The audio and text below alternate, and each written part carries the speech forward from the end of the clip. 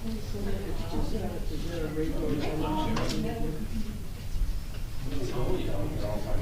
about, I guess. I know.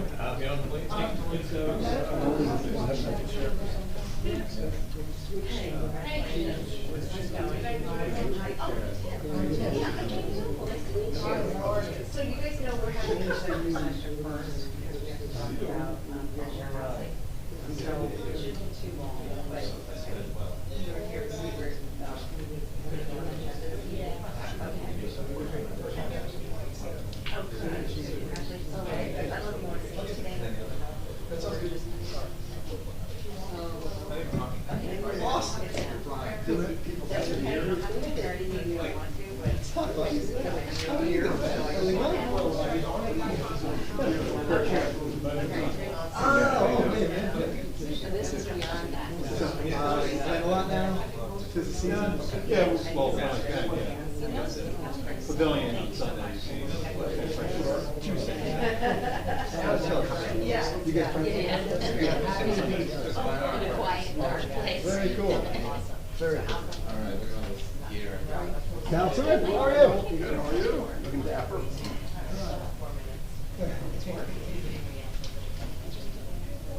Hey, Jane, how are How's you? it going? How's the puppy doing? I walked by your place those times. Oh, yeah. That tells me. Stop at your post. What's that? There's a lot of news right there. I Right even let my here. dog out. Get some news out there. But it's Yes, but I don't think it's I'm good. happy about that. It's actually good. I wish you could make it yours. I'm just feeling, yeah. Okay. Hey, how are you? With her in the beginning, she would take off. I go like, she's running down the street. Isn't your hearing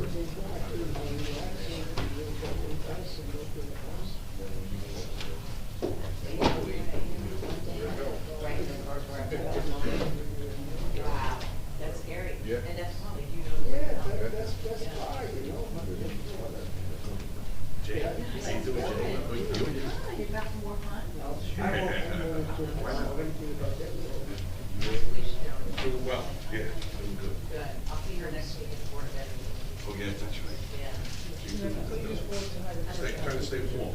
Oh my God. 19 degrees I try to out. stay with that for the day. I try. And then Saturday that is so much fun. We had a meeting yesterday to go over it and sing dances last. Oh, good. What was it? Probably tomorrow. If they like to. Beverages, right, so that's good, okay. And then also you have superheroes coming up. I registered, I didn't know who kind of registered. Yeah. There's a number, I Yeah.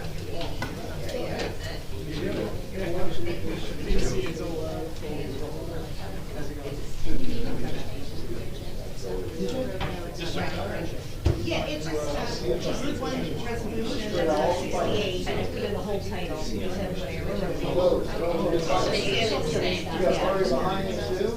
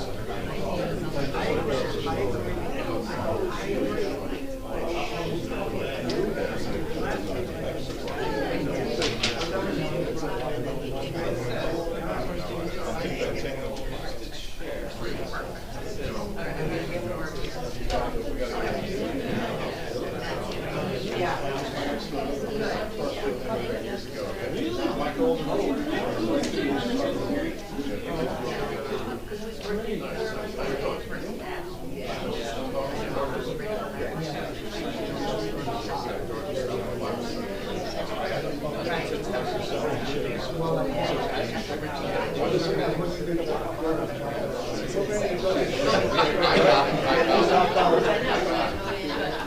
I just shared my screen.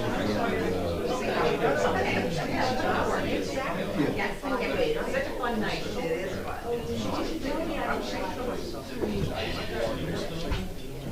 Hi, Hi, how are you? you changed. I did. I like how my sneakers on it. Being lazy. I didn't want to slip. So, no break in again. Hello, Captain. No, I didn't get a sneaker today. Yes.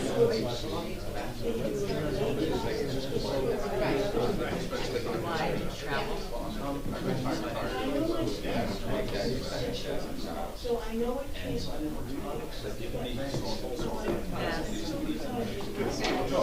Oh. Okay, nice. Gotta see that blood.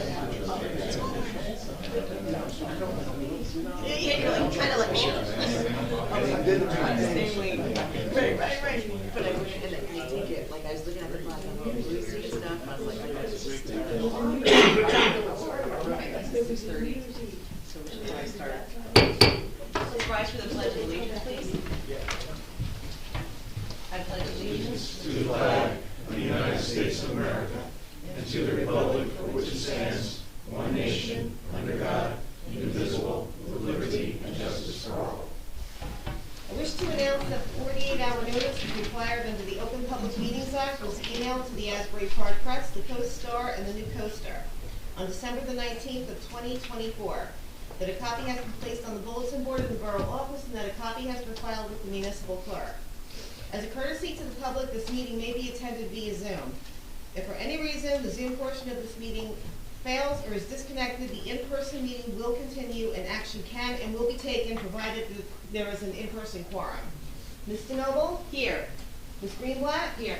Mr. Nowicki? Here. Mr. Weber? Here. Mayor Gubitosi? Here. So you see that Al is on the Zoom because he's not feeling well. So rather than come in and make us all sick, he's going to be on the Zoom this evening, and I will be filling in. You might also notice a new sign. The Borough of Raleigh Beach proudly serves you, our residents. That was compliments of our new mayor, Al Gubitosi, and that's what we do. We serve the residents. And also serving the residents besides the mayor and council is our business administrator, Matt Doherty. And also, we have our captain here this evening, Terry Browning. Thank you very much for being here. We do have to start with an executive session first. We have our professionals here, and we have to talk about a resolution that is later in the meeting, but we have to talk it before we do it. So we're going to go into executive session first, and then we'll come out and we'll commence with the regular meeting. So I'd like to make a motion that we go into executive session. Ask the question. Yes? We go into executive session without an attorney. Probably not, but I think he could call in, or is he on his way? I have no idea. But we should find out. Is he on his way? They'll be called, there'll be one on the phone. Oh, he'll be on the phone. I mean, we have different attorneys for the one part, it's the other part, though. I The think, third well- attorney, I don't know, but Okay. we'll have an attorney. Okay. Very wise. Jane, I think we could begin with the fair share housing. I believe you're correct, yes. And we have Ron here, which is great. Speak to the devil. See? Oh, and also joining us I summoned is you. Greg Cannon, who also proudly serves the residents of Raleigh Beach. Hello, Mr. Cannon. We're just about to go to executive So session. you, Just take up your coat, catch your breath. Thank you. Have a drink.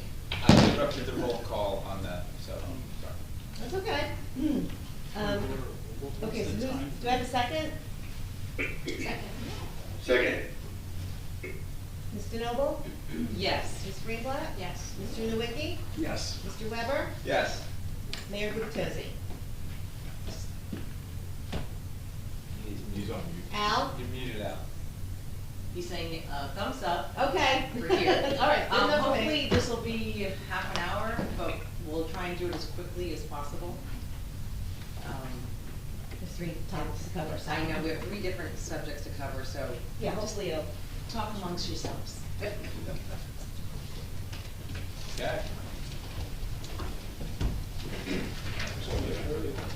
Hey, what's up, man? How you doing? No, I just saw that. Yeah, me too. Yeah. We'll be in another town together. Good. Yeah, get you inside.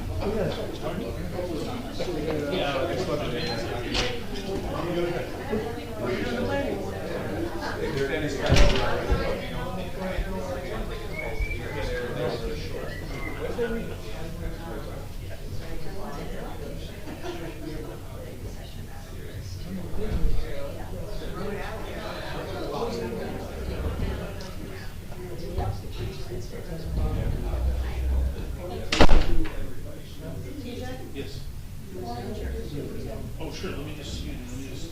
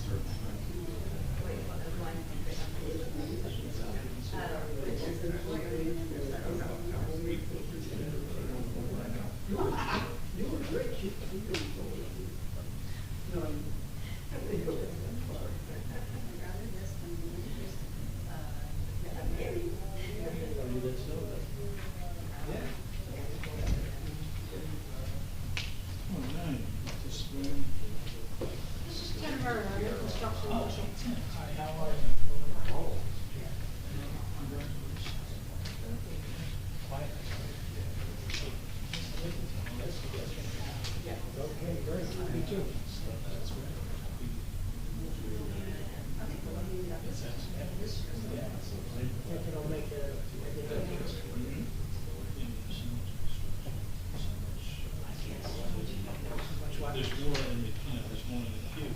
Yes. Can you guys hear us through this audio? No. No. Okay, good. Good enough, because Al, Can you hear us? Al, you have to get off the Zoom because he thought he was hearing us. Now they just locked me out. Go for that check again. I'll give it my best. Well, I've been acting construction.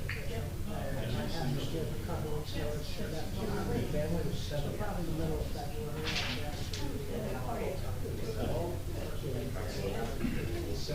Okay, that's great. Thank you. Yeah. Two swells, and then,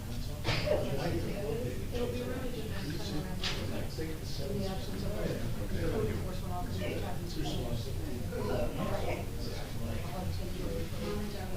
Yeah, and you have any questions about the violations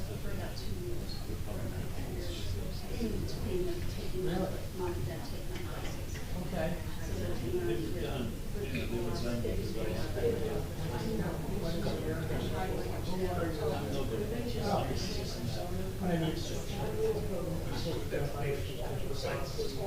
yeah, because I'm a citizen. Yeah, it didn't go too well. Just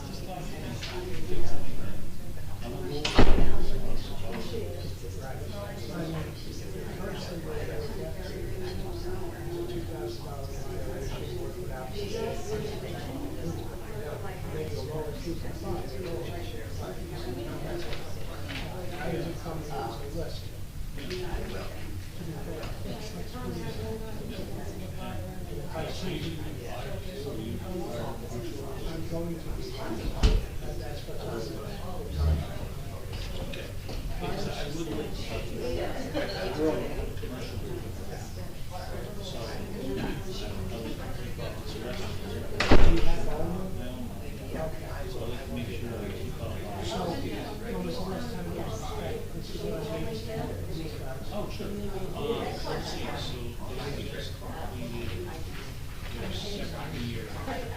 So, but it really didn't get inspected until a year.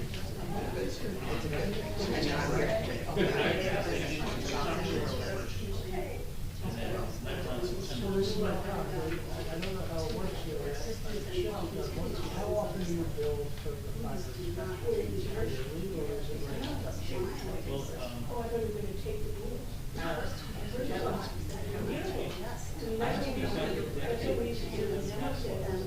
Okay, I'm hearing a lot of that.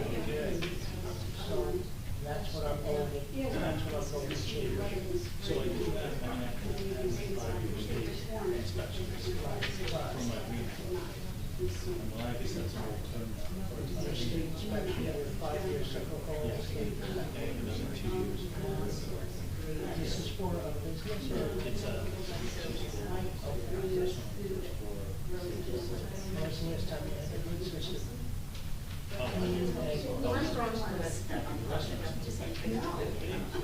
good. And I had, well, you probably know. He's good. He does such a, they set out to give us cheap equipment. But I guess I changed the whole system. 10 years ago, it used to be power. I switched it to different. Yeah. And, you know, so they pretty much stay out. When I go in, I'm like, I check the stick.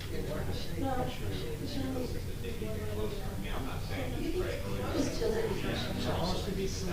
Yes, that was one. It's supposed to be service here. Yes.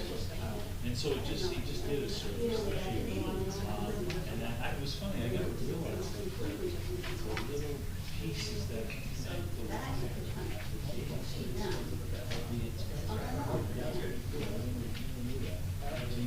Talking about the fusible link up there. Yeah. That's pretty cool. Yeah. A lot of times they'll leave it, you know how you have your post station for it, and it's tagged. A lot of times they'll wrap the envelope right on the sticker, right on the tag, so if it's 5 feet or 4 feet, you can see, oh, okay. There's a lot of stuff you can look for. Yeah, A little investigative stuff. Well, hey, I'm all about it because my lease actually says it has to be secret. You know, I think mine lease says everything. Okay, that's even better. So, you know, I would, make sure that. But you don't wanna have, that's where fires start, you know, that stuff has to work. Yeah, we changed out the link plan about 2 years ago because it was Belgium. Oh. And so that's how old it is. And I said, remember, listen, I feel bad. Before you open, I'll pay for half of the machines. That thing goes on Saturday. They lose a lot. So it actually sounds great. So yeah, and we, yes, we do. So, Did you get a grease trap in my brother? I have not. When I bought the building, this is a funny story. So I purchased the building, and my grease trap was as big as a shoebox. That's how big it was. Come to find out, nobody else had it. So, when the first tenant moved out, they just wanted to sold first. And I actually just replaced that one 2 years ago. The previous guy didn't maintain it and it kind of did better than ours. So I choose that one. This is a funny story. So then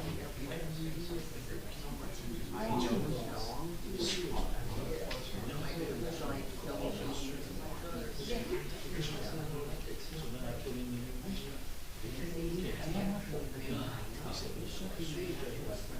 The sewage back it gets worse. I tell you what, I need to see the sewer maps. Well, we don't have the sewer maps. We don't have the sewer maps. So what happened was, on the corner, the sewer line ran inside the basement, the front door. So it was dead end, and there was no sewer. So they couldn't shoot it out. So they rolled the one down here, and they would shoot it this way, and it would go in the building. But they didn't. Oh, my God. Or just on the outside, they would get it in, and then they would shoot it down in the middle. Because I finally had I heard an engineer, and I know Mark Rothschild, he's a big sewer guy, so he's up in sewer. It's illegal. You have to use that in. So, I spent $8,000 and I ran it right out. feel like this property is right out to Fourth Avenue. They want to pop Fourth Avenue for me, there's no this thing, this is like the Mississippi River. So we were there, and they permits and everything, and they go, oh, you gotta pay the tap fee. What do you mean, I gotta pay the tap fee? Oh, you gotta pay it. No, they're like, no, you're tapping over my book. I already own a tap. And then you charge me for another tap. And I have had zero, I have a service contract once a year to clean it. I have never sewers. With the message I got. Like that, you must be a town. Oh, yeah, you can do it.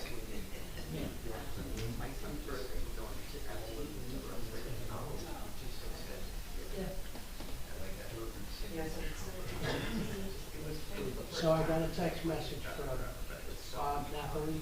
Yeah. I'll tell you, I'm talking right now to the fourth man in Bradley Beach, that's politically and the smartest guy I know. TV, ask him if he knows me.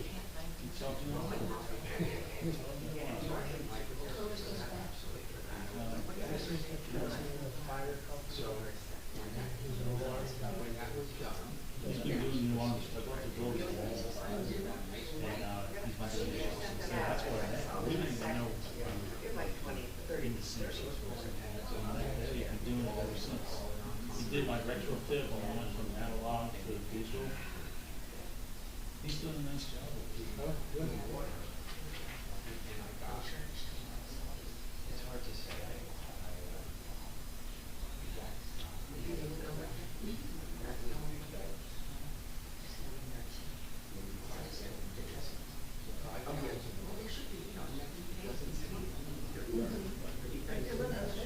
Yes, so that's not a issue.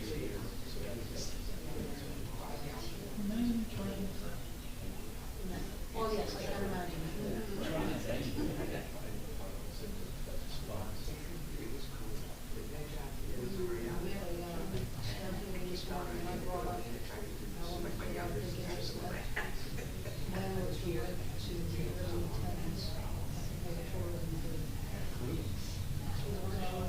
Yeah, it's true.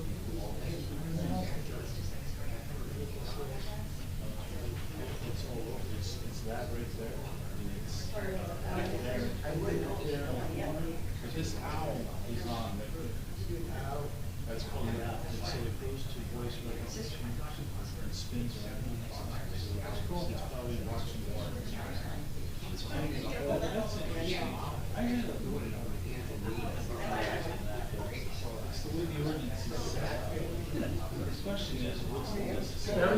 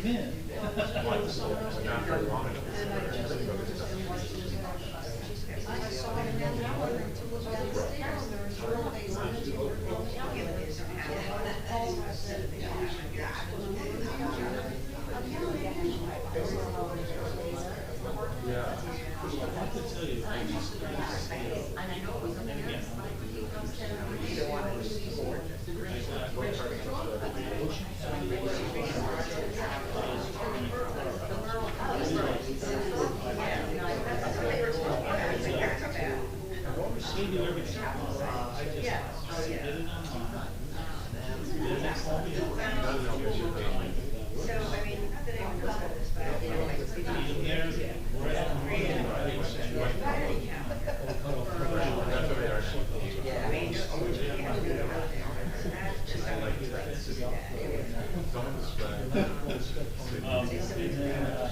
next day they just emailed it to me. I sent you like,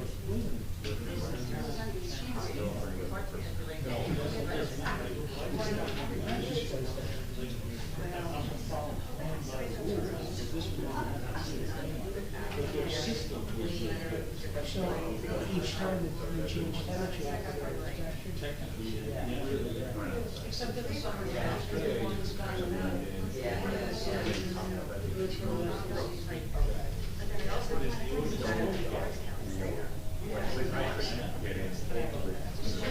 local place and hang out.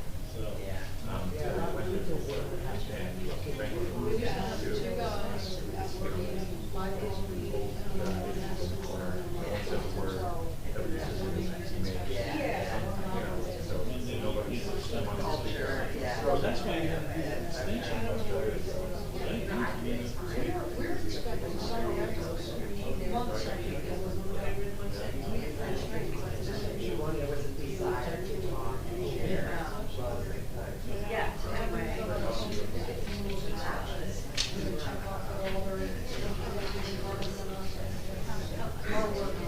nobody goes away. They just say,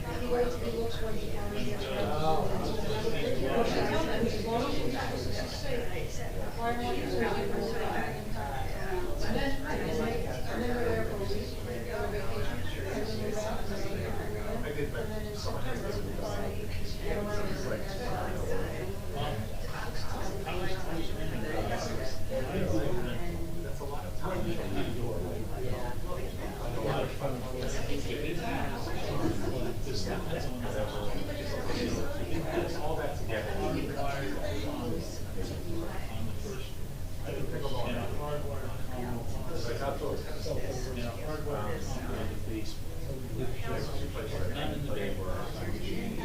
that's free, that.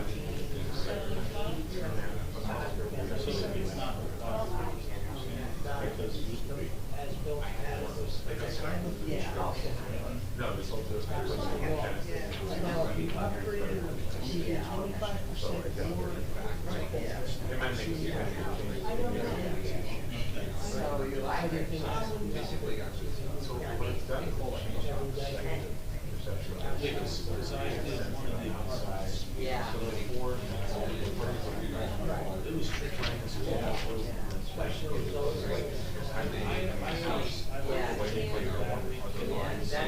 I put those in the bedrooms, even though, because Way to figure it out, right? it's 10 years left.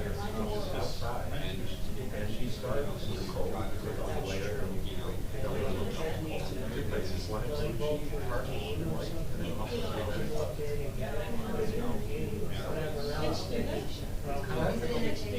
dedicated, how about a race off? Well, people do, right? Radio is. Then I'm like, well, I'll be there because they'll fall going. Yeah, I've been to one of those too, and I was in Amsterdam.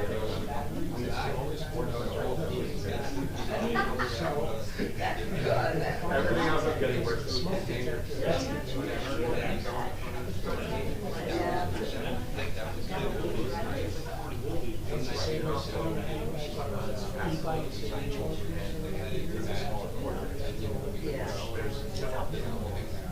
I'm putting in my list.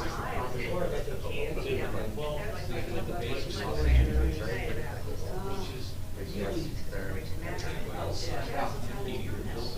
it's built onto a concrete wall. So it's nothing. That's good. So I originally put them in there. But it is in New York City.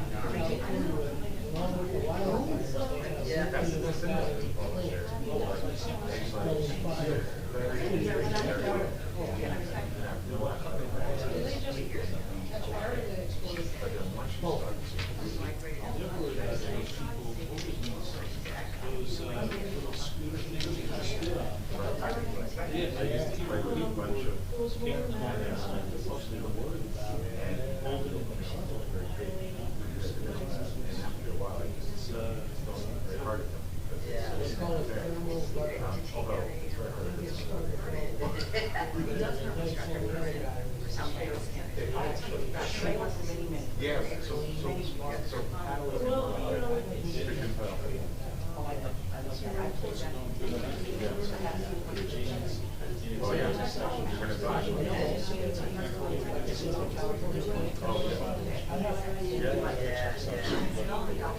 You know, very interesting that,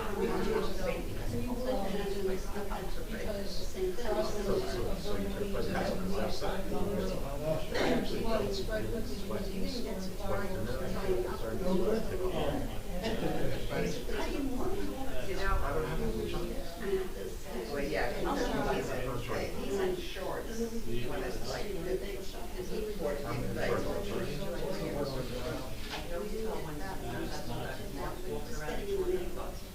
It's so funny when you walk up the city,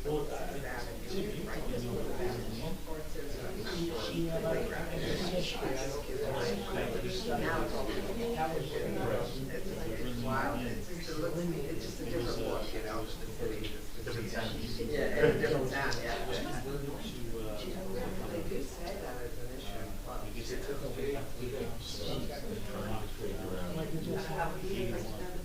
I'll have to look into it, I'm sure. But the ventilation didn't work. Oh, definitely. The errors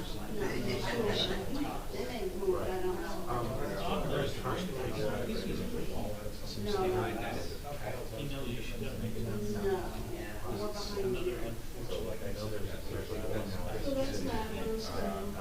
Is also a music video.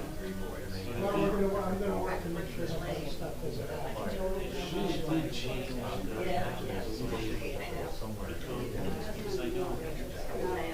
right after that, we recommended a lot of buildings for. like that one, 14, 20 months of those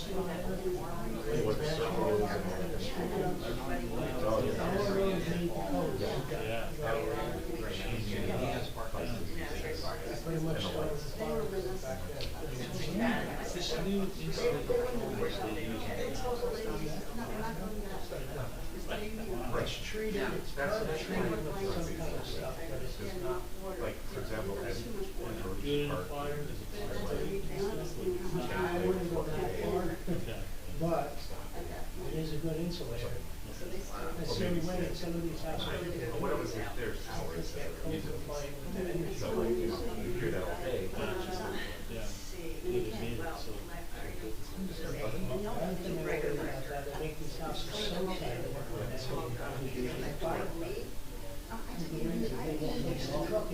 You open the front door and you go across the street, just to get air. Yeah. It's a Ron Howard. Yeah. Yeah. The older house is bigger. Great. Yes. You look at it, Well, they were balloon flames. I saw that, you see that a lot. Yeah.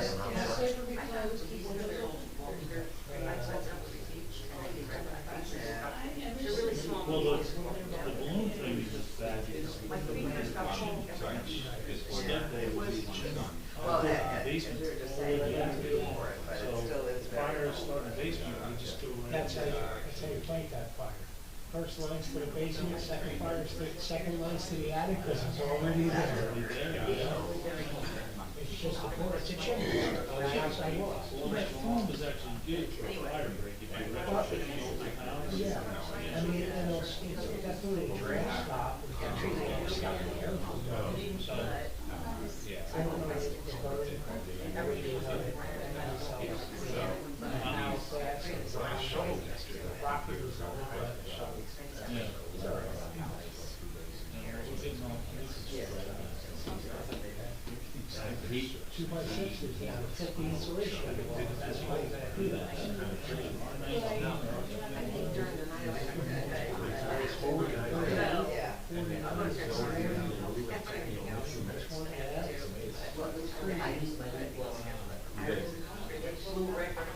The foam's expensive now, it takes a little time. But what I hear, it's well worth it for the energy. You pay up front, and your house is like, there's no drip. In the attic, But then it's and the box was Yeah. and everything else was bad. So it was like, It's not just the house. you know, like to get a good value, they didn't know. Yeah, money was more expensive. Right, as long as you comply with the rest check. Yeah.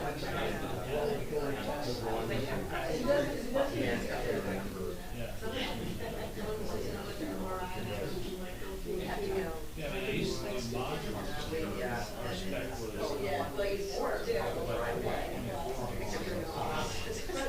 That's like way back in the show.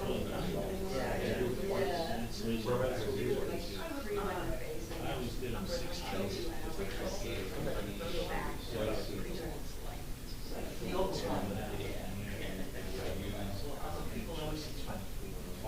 Yeah, it's a little much.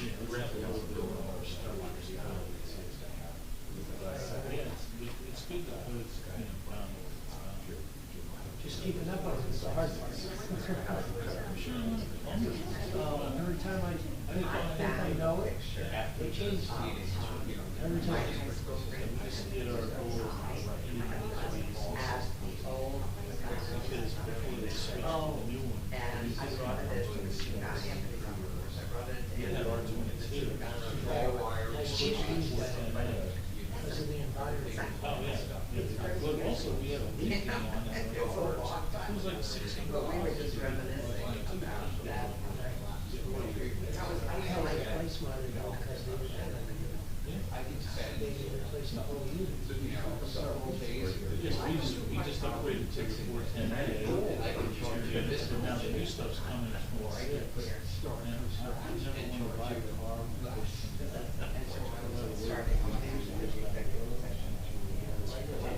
So this will last us the combustion air is definitely an issue.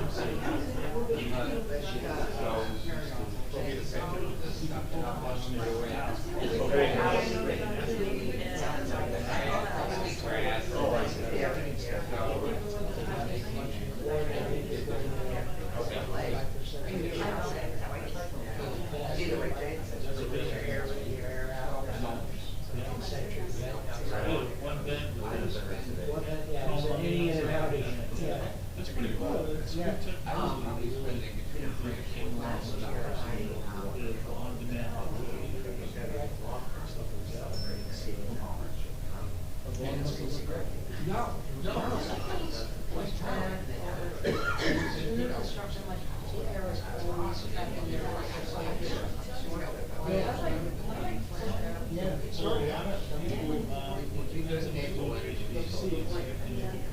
Honeywell makes all the changes where this happens to my brother.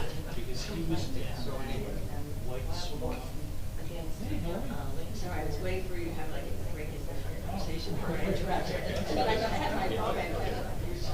No, so what happens is it just, it brings the cold air in Oh, yeah, and has the hot air leaving. yeah. We This is that temperature. all know people there celebrating.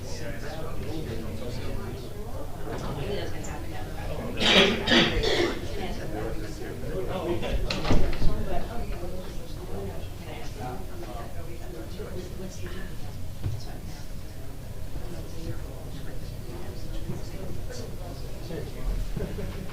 Yeah, it's on the,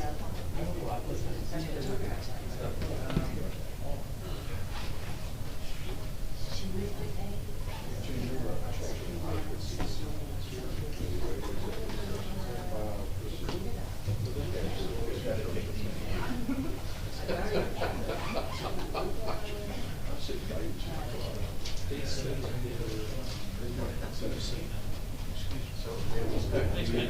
Yeah, look forward to it. Thanks, Rusty.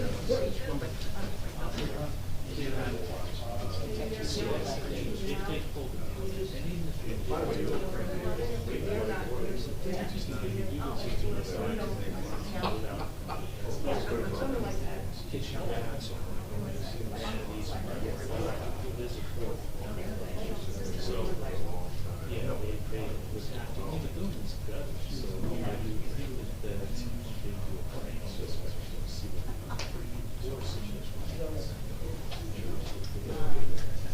so I think you still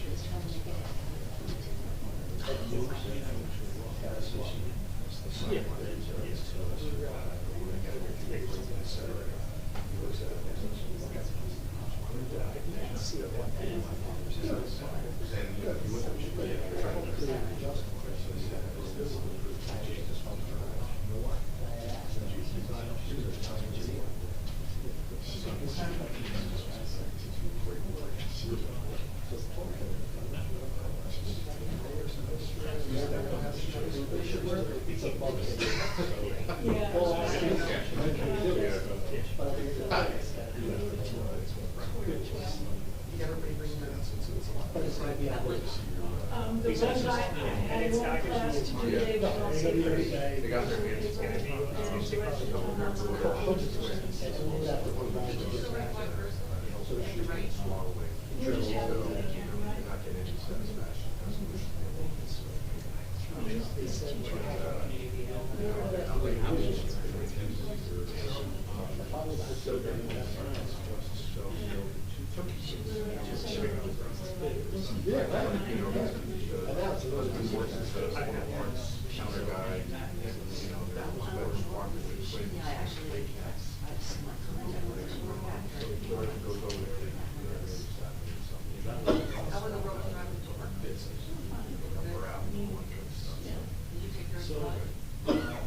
Yes. I take 71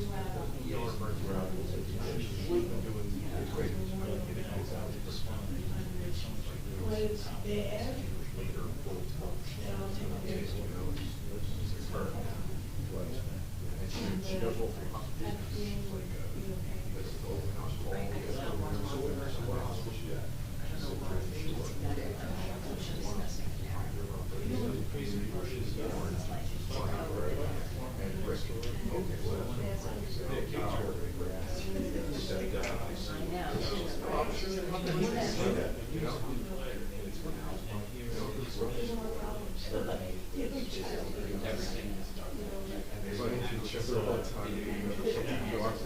I'll take it.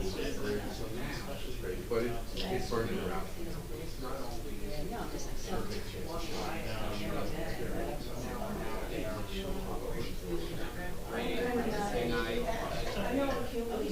You did?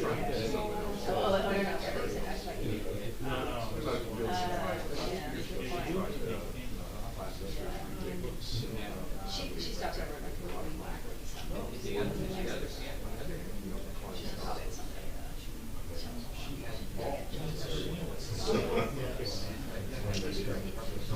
So now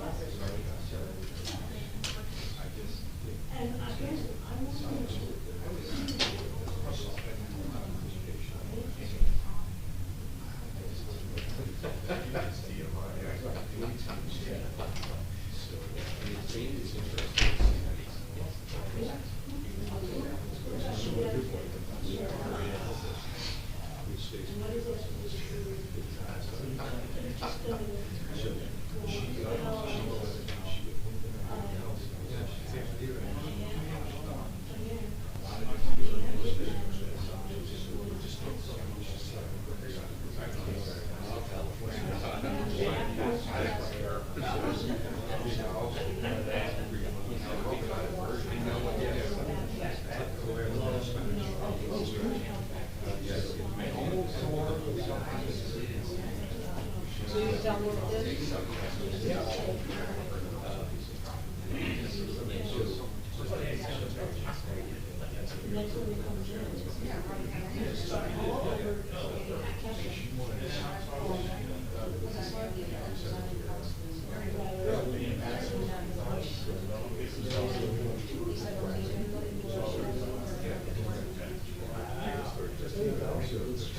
I was telling her about last week.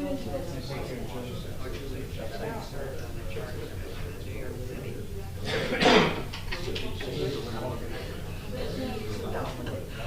But 400 pages. It is 300 pages. And this was the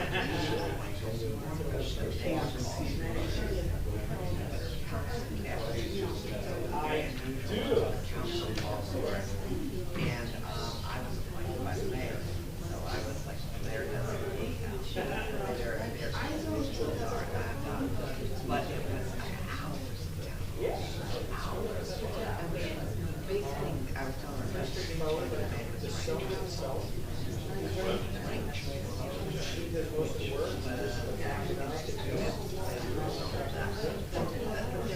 you know, they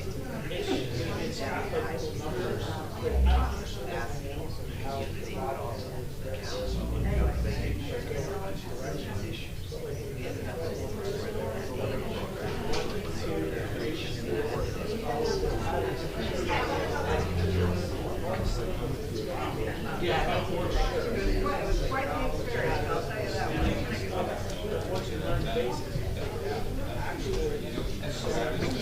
Right? It wasn't bad, you Jeff, it was pretty close. She was like 35 minutes. But we're back. Giving you 41. Okay.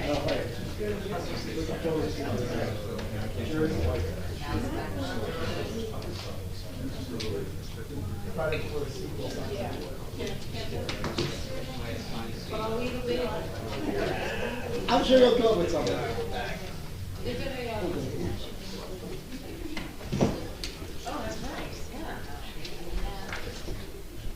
right, I think we're already back in, right? We made a motion to. We have motions to leave, and I gotta make a motion. Okay, let's make a motion that we're back to order here. Second. The microphone's on. Oh, yeah, let's turn our microphones on.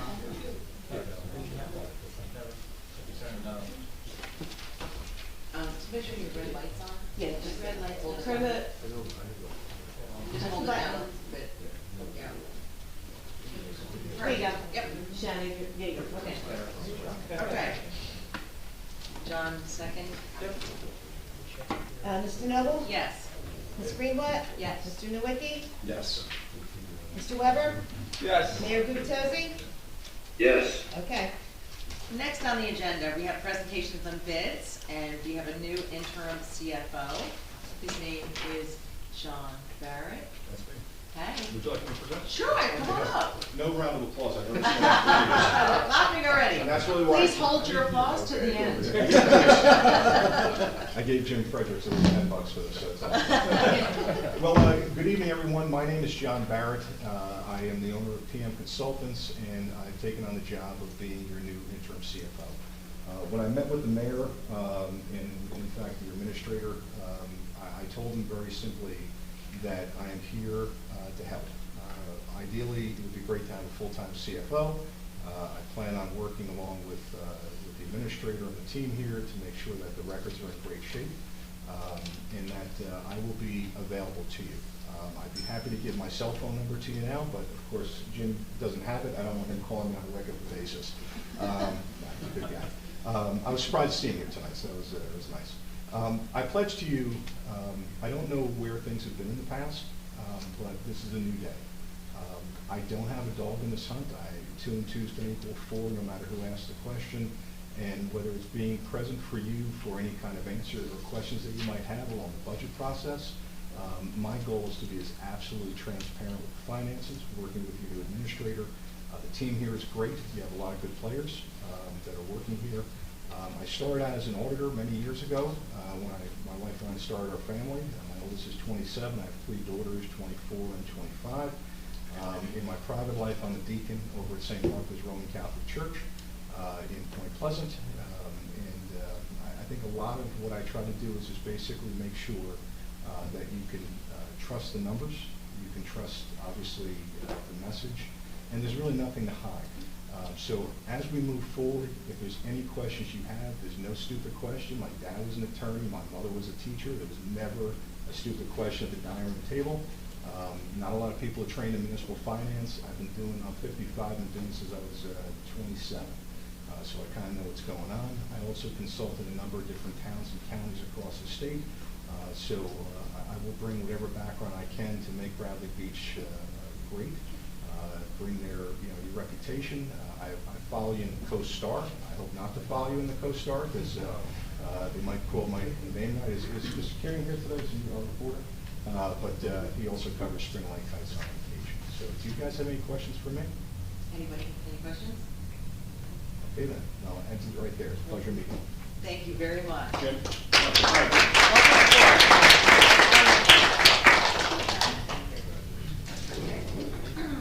Okay, next up, we have a couple workshops. We're actually going to table the Fifth Avenue paving. We're also going to table the resolution along with it later in the meeting. So we'll get to that later. So right now, we're going to do a quick workshop on the Verizon 5G network ordinance. I'm going to let Councilman Nowicki take over on this one. Thank you. So there, what we want to talk about here is that their technology for cell services are changing as we, every day. Technology keeps advancing, and we have these large cell towers in town that everybody's aware of. And what this issue is really regarding is not those large towers that are 300 feet high. We're talking 100 feet high. We're talking about technology that can be mounted on a typical telephone pole. And what it is that we're anticipating due to broadband and this change of technology continuing to evolve and come to communities. This is a proactive measure for us to be able to define what is allowed, define it so that we know where it goes, what it looks like, how tall are the poles, and where what those boxes and things positioning along the right-of-ways of our streets, what is permissible. So just to take a step back, the state statute requires that on roadways that we have to accommodate utilities.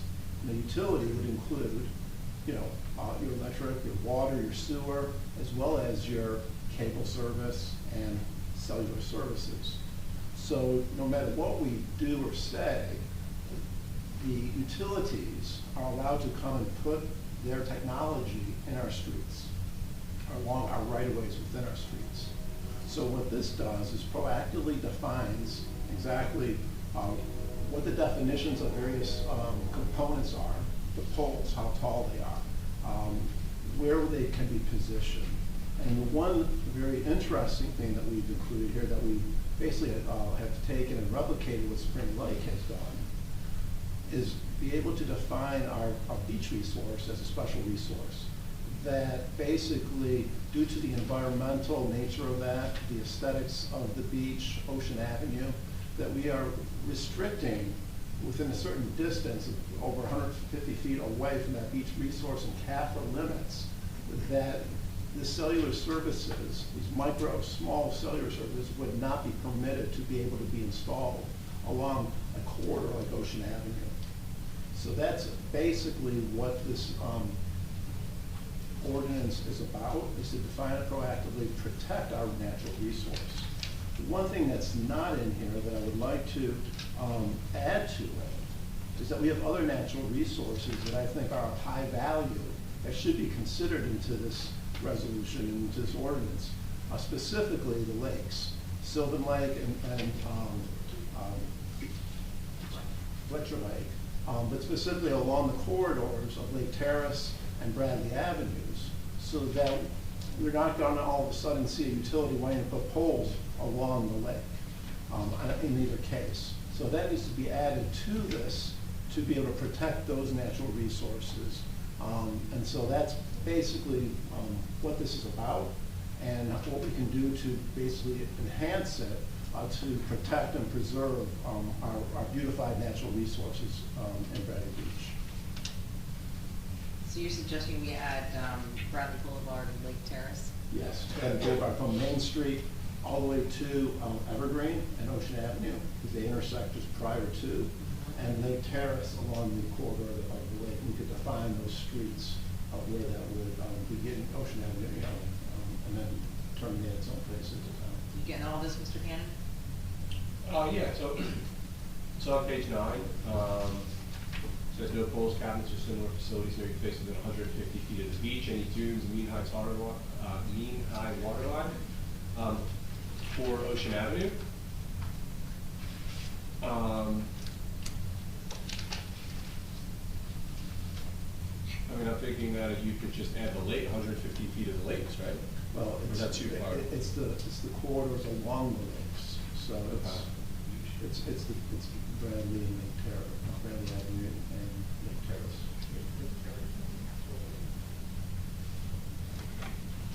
We should actually take the time to clearly define those limits. And probably Madison, Ocean. So on Fletcher Lake, it should probably be, along Lake Terrace from Ocean Ave to Madison Ave, because that's where the lake ends. So there wouldn't be any prohibition, past that, playground is residential on both sides now, forget next block. But I guess the bigger question, Greg, so can we amend this on the fly before we introduce and do that? I mean, that's up to you. Obviously, I have it open. I can do that. If you want more specifically, if you want to take some more time and make sure that we get it perfect. This is a substantive change, so if we introduce it, we have to change it again. Oh, Because you're changing the scope and So let's regulations. change it before we introduce. And I have another question. I mean, are we fully in the workshop here? Yes. Are you done basically? Yeah. So I just want to find out, would you characterize this as this, we're still allowing the utilities because the state statute says we have to, but we're just basically setting a parameters, like they could still come in and put, if they find some 5G technology that's really unobtrusive or not, it still allows it, right? Correct, and so every one of our streets are behind the houses where there's existing pole lines, Right. or even Main Street, which is a state route, they, would be potential candidates for this technology. We don't know where they're putting them or when they will come, but this is again a way to set it up and try to define it and protect where we have a viability to do that, and the natural resource is the way to do that.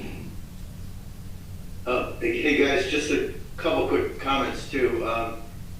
There are towns near us, Lavalette, Spring Lake, Belmar, who have been sued by Verizon already.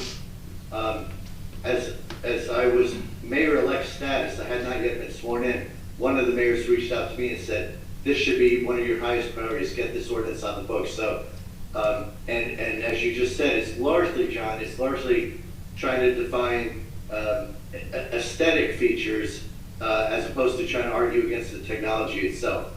So I would hope, Greg Cannon, if you're able to incorporate some language that would at least reference the two lakes, Sylvan and Fletcher, I really would like to proceed with getting a vote on this tonight, if we could.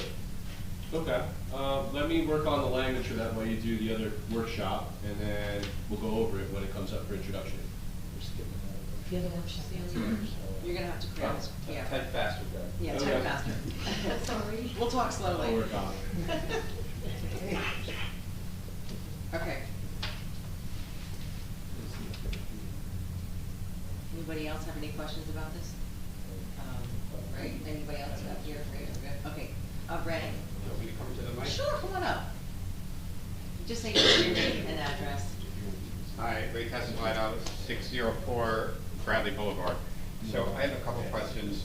Is this existing towers or new towers or both?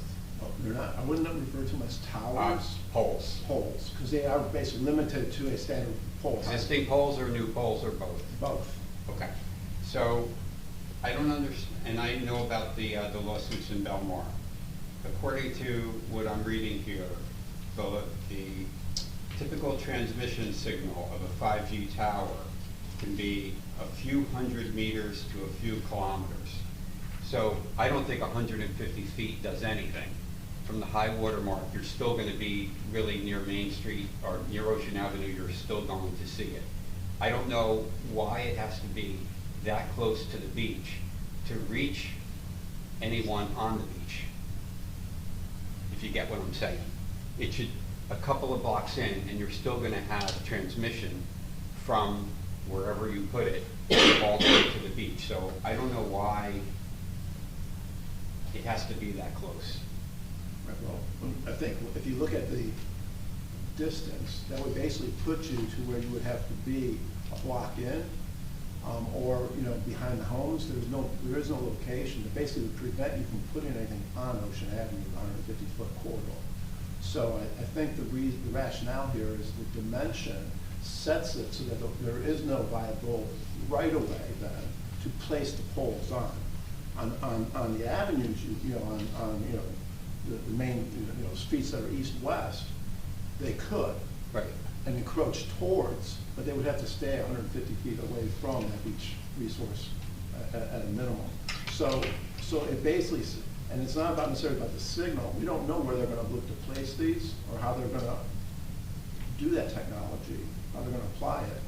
The core, this is really more about keeping the aesthetic and keeping that infrastructure off of Ocean Avenue. Right, which I agree with.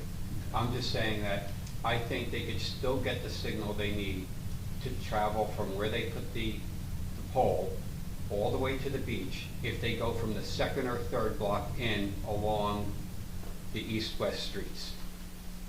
And that very well. And there are already poles there. And that very well may be. We don't, like I said, we can't just arbitrarily prevent accessing all of our right-of-way. We have to set that parameter based on a corridor or based on some resource. So how do we, you see, there is no rationale that we can prevent them from doing that. They would challenge just a broad brush of keeping it away.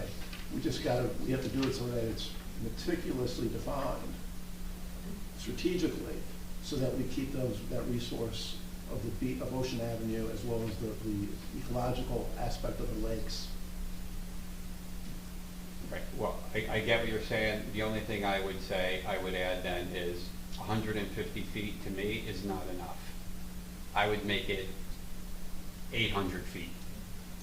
Because there's no rationale why they have to be so close to Ocean Avenue. The transmission signal will reach as far east as they want to go. Again, on a cell tower and the technology, they're looking to deploy their technology, whatever that technology may be, transmitting or not, they have the right to place it in the right-of-ways. And so, again, we can't just be undue burden to them that they would challenge us.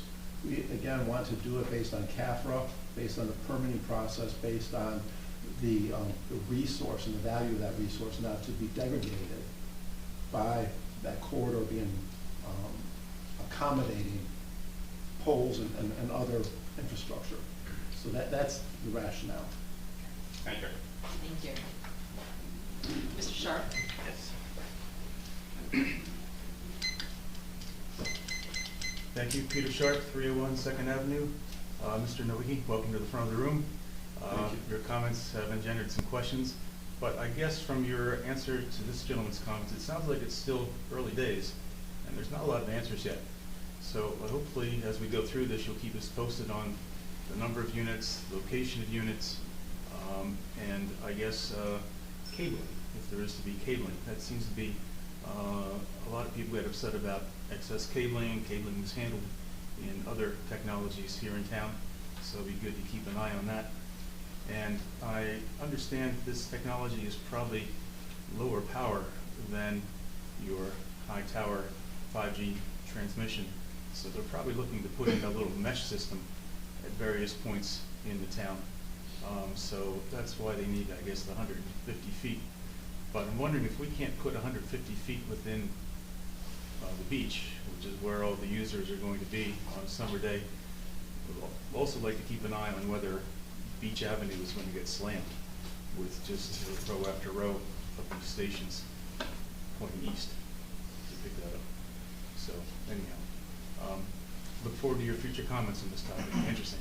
Thank you. Thank you. I do think that as this unwinds, you're absolutely right, we're gonna keep an eye on it and keep the community informed, and whatever we can do to, you know, be efficient and help guide the utility to the best of our ability, so I agree.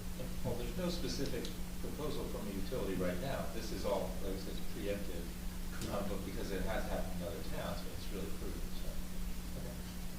Also, radiation safety studies. Okay, thank you for hearing me out. Thank you. Mr. Coyle?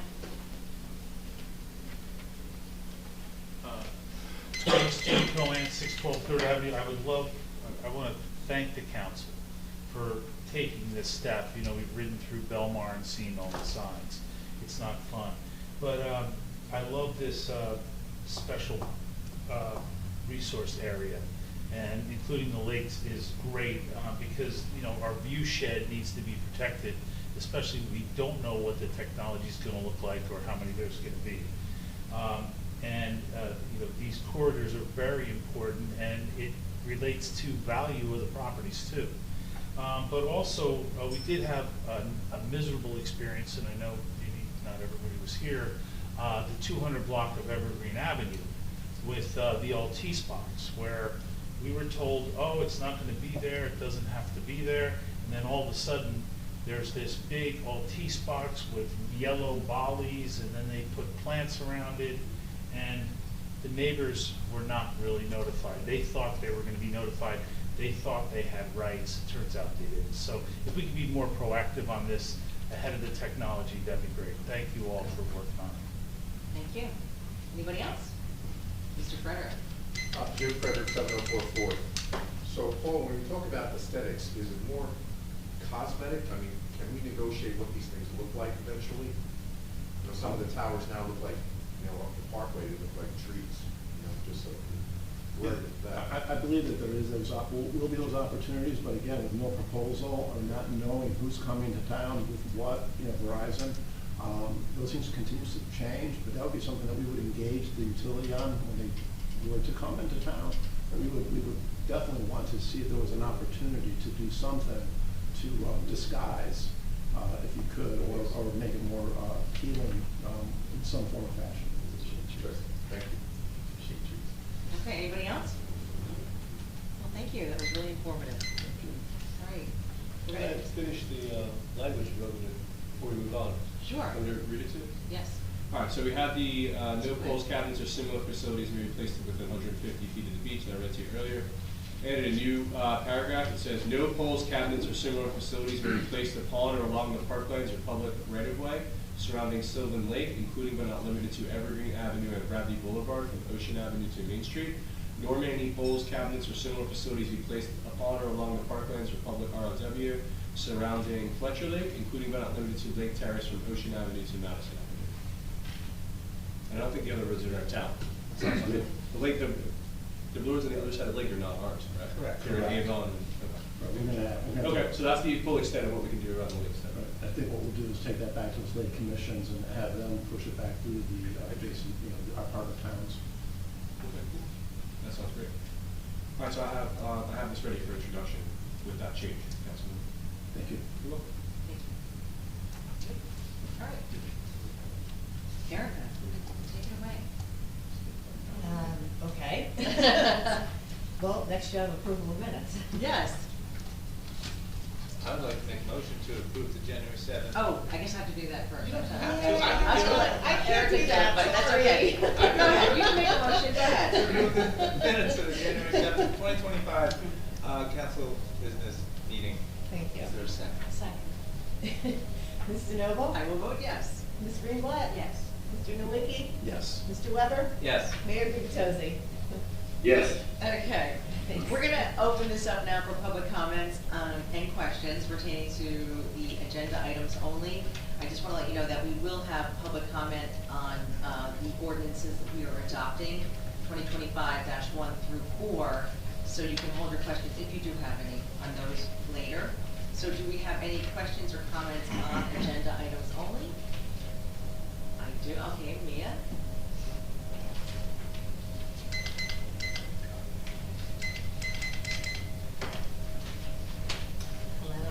Leah Natasio, 401 McCabe. I saw that Irvington Manor is on the agenda, and I just wanted to, I guess, speak on that again. On my behalf and my neighbors, we're just hoping that there'll be some kind of a communication, or, I don't know, moving forwards, what is going to become of the property. So I just wanted to just mention that. Also, in the past, we had that old SDL portal. We were able to kind of keep track of what goes on permit-wise, construction-wise on that property. And I just wanted to mention that maybe it would be a good idea to put that on the to-do list of something to look into. Maybe it will benefit the borough. So I just wanted to mention that. And that's it. I guess just anxious to see what happens to that property as the residents on McCabe walk by it every day, and it just sits, vacant and unattractive, and et cetera, et cetera. Thank you. Can I make a comment? Yes, please. Mia, if you have a second. The SDL portal is probably not coming back. We replaced it with this thing called GovPilot. And as you can imagine, it's on a very long list of things. But we found out that GovPilot has a similar feature where you can go into that and see. And that feature that has existed all this time was just never put on our website. It was probably a choice of the last administration. So we're going to choose to put it on the website so you can have that and access things like permits and things like that. Okay, good. Wonderful. Okay, and I don't think we can comment on Irvington Manor at this point. Well, we could tell you that it's privately owned property, and there has been no movement to improve it beyond what it is by the private owner, which isn't necessarily illegal at this moment, although unattractive. So that's where we stand. We have multiple litigations open again with the property owner that were initiated by her this time instead of us. So I don't know why, but that's, it's privately held property, so we only have, so much we can do so long as it's not a danger.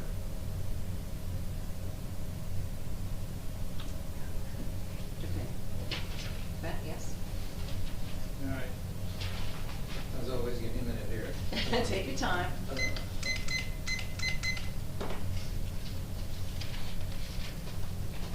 The mic being over here. Rafet Kaplan, 409 Brinley. I'm here speaking as the chair of the Charter Study Commission. I just need to make a couple of points on the resolution before you pass it. And yes, it is number 20 on the list of 20, so I know it's going to be a bit before we get there. First, we appreciate you putting this out there and letting the staff know that they can interview with us.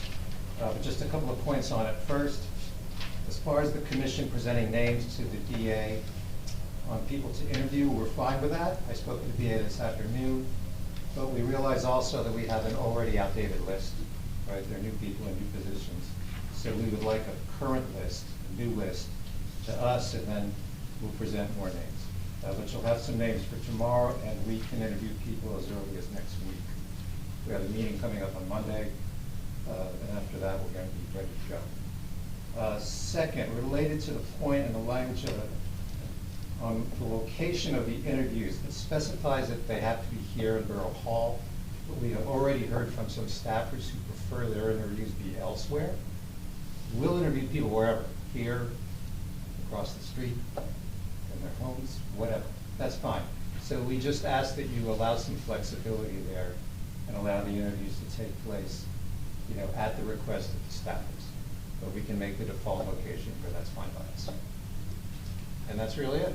Oh, sorry, one other thing for the, just a question for the mayor and the council members. We would want to interview all of you as well. We don't know if you fall in the category of a staffer whose interview would need to be private.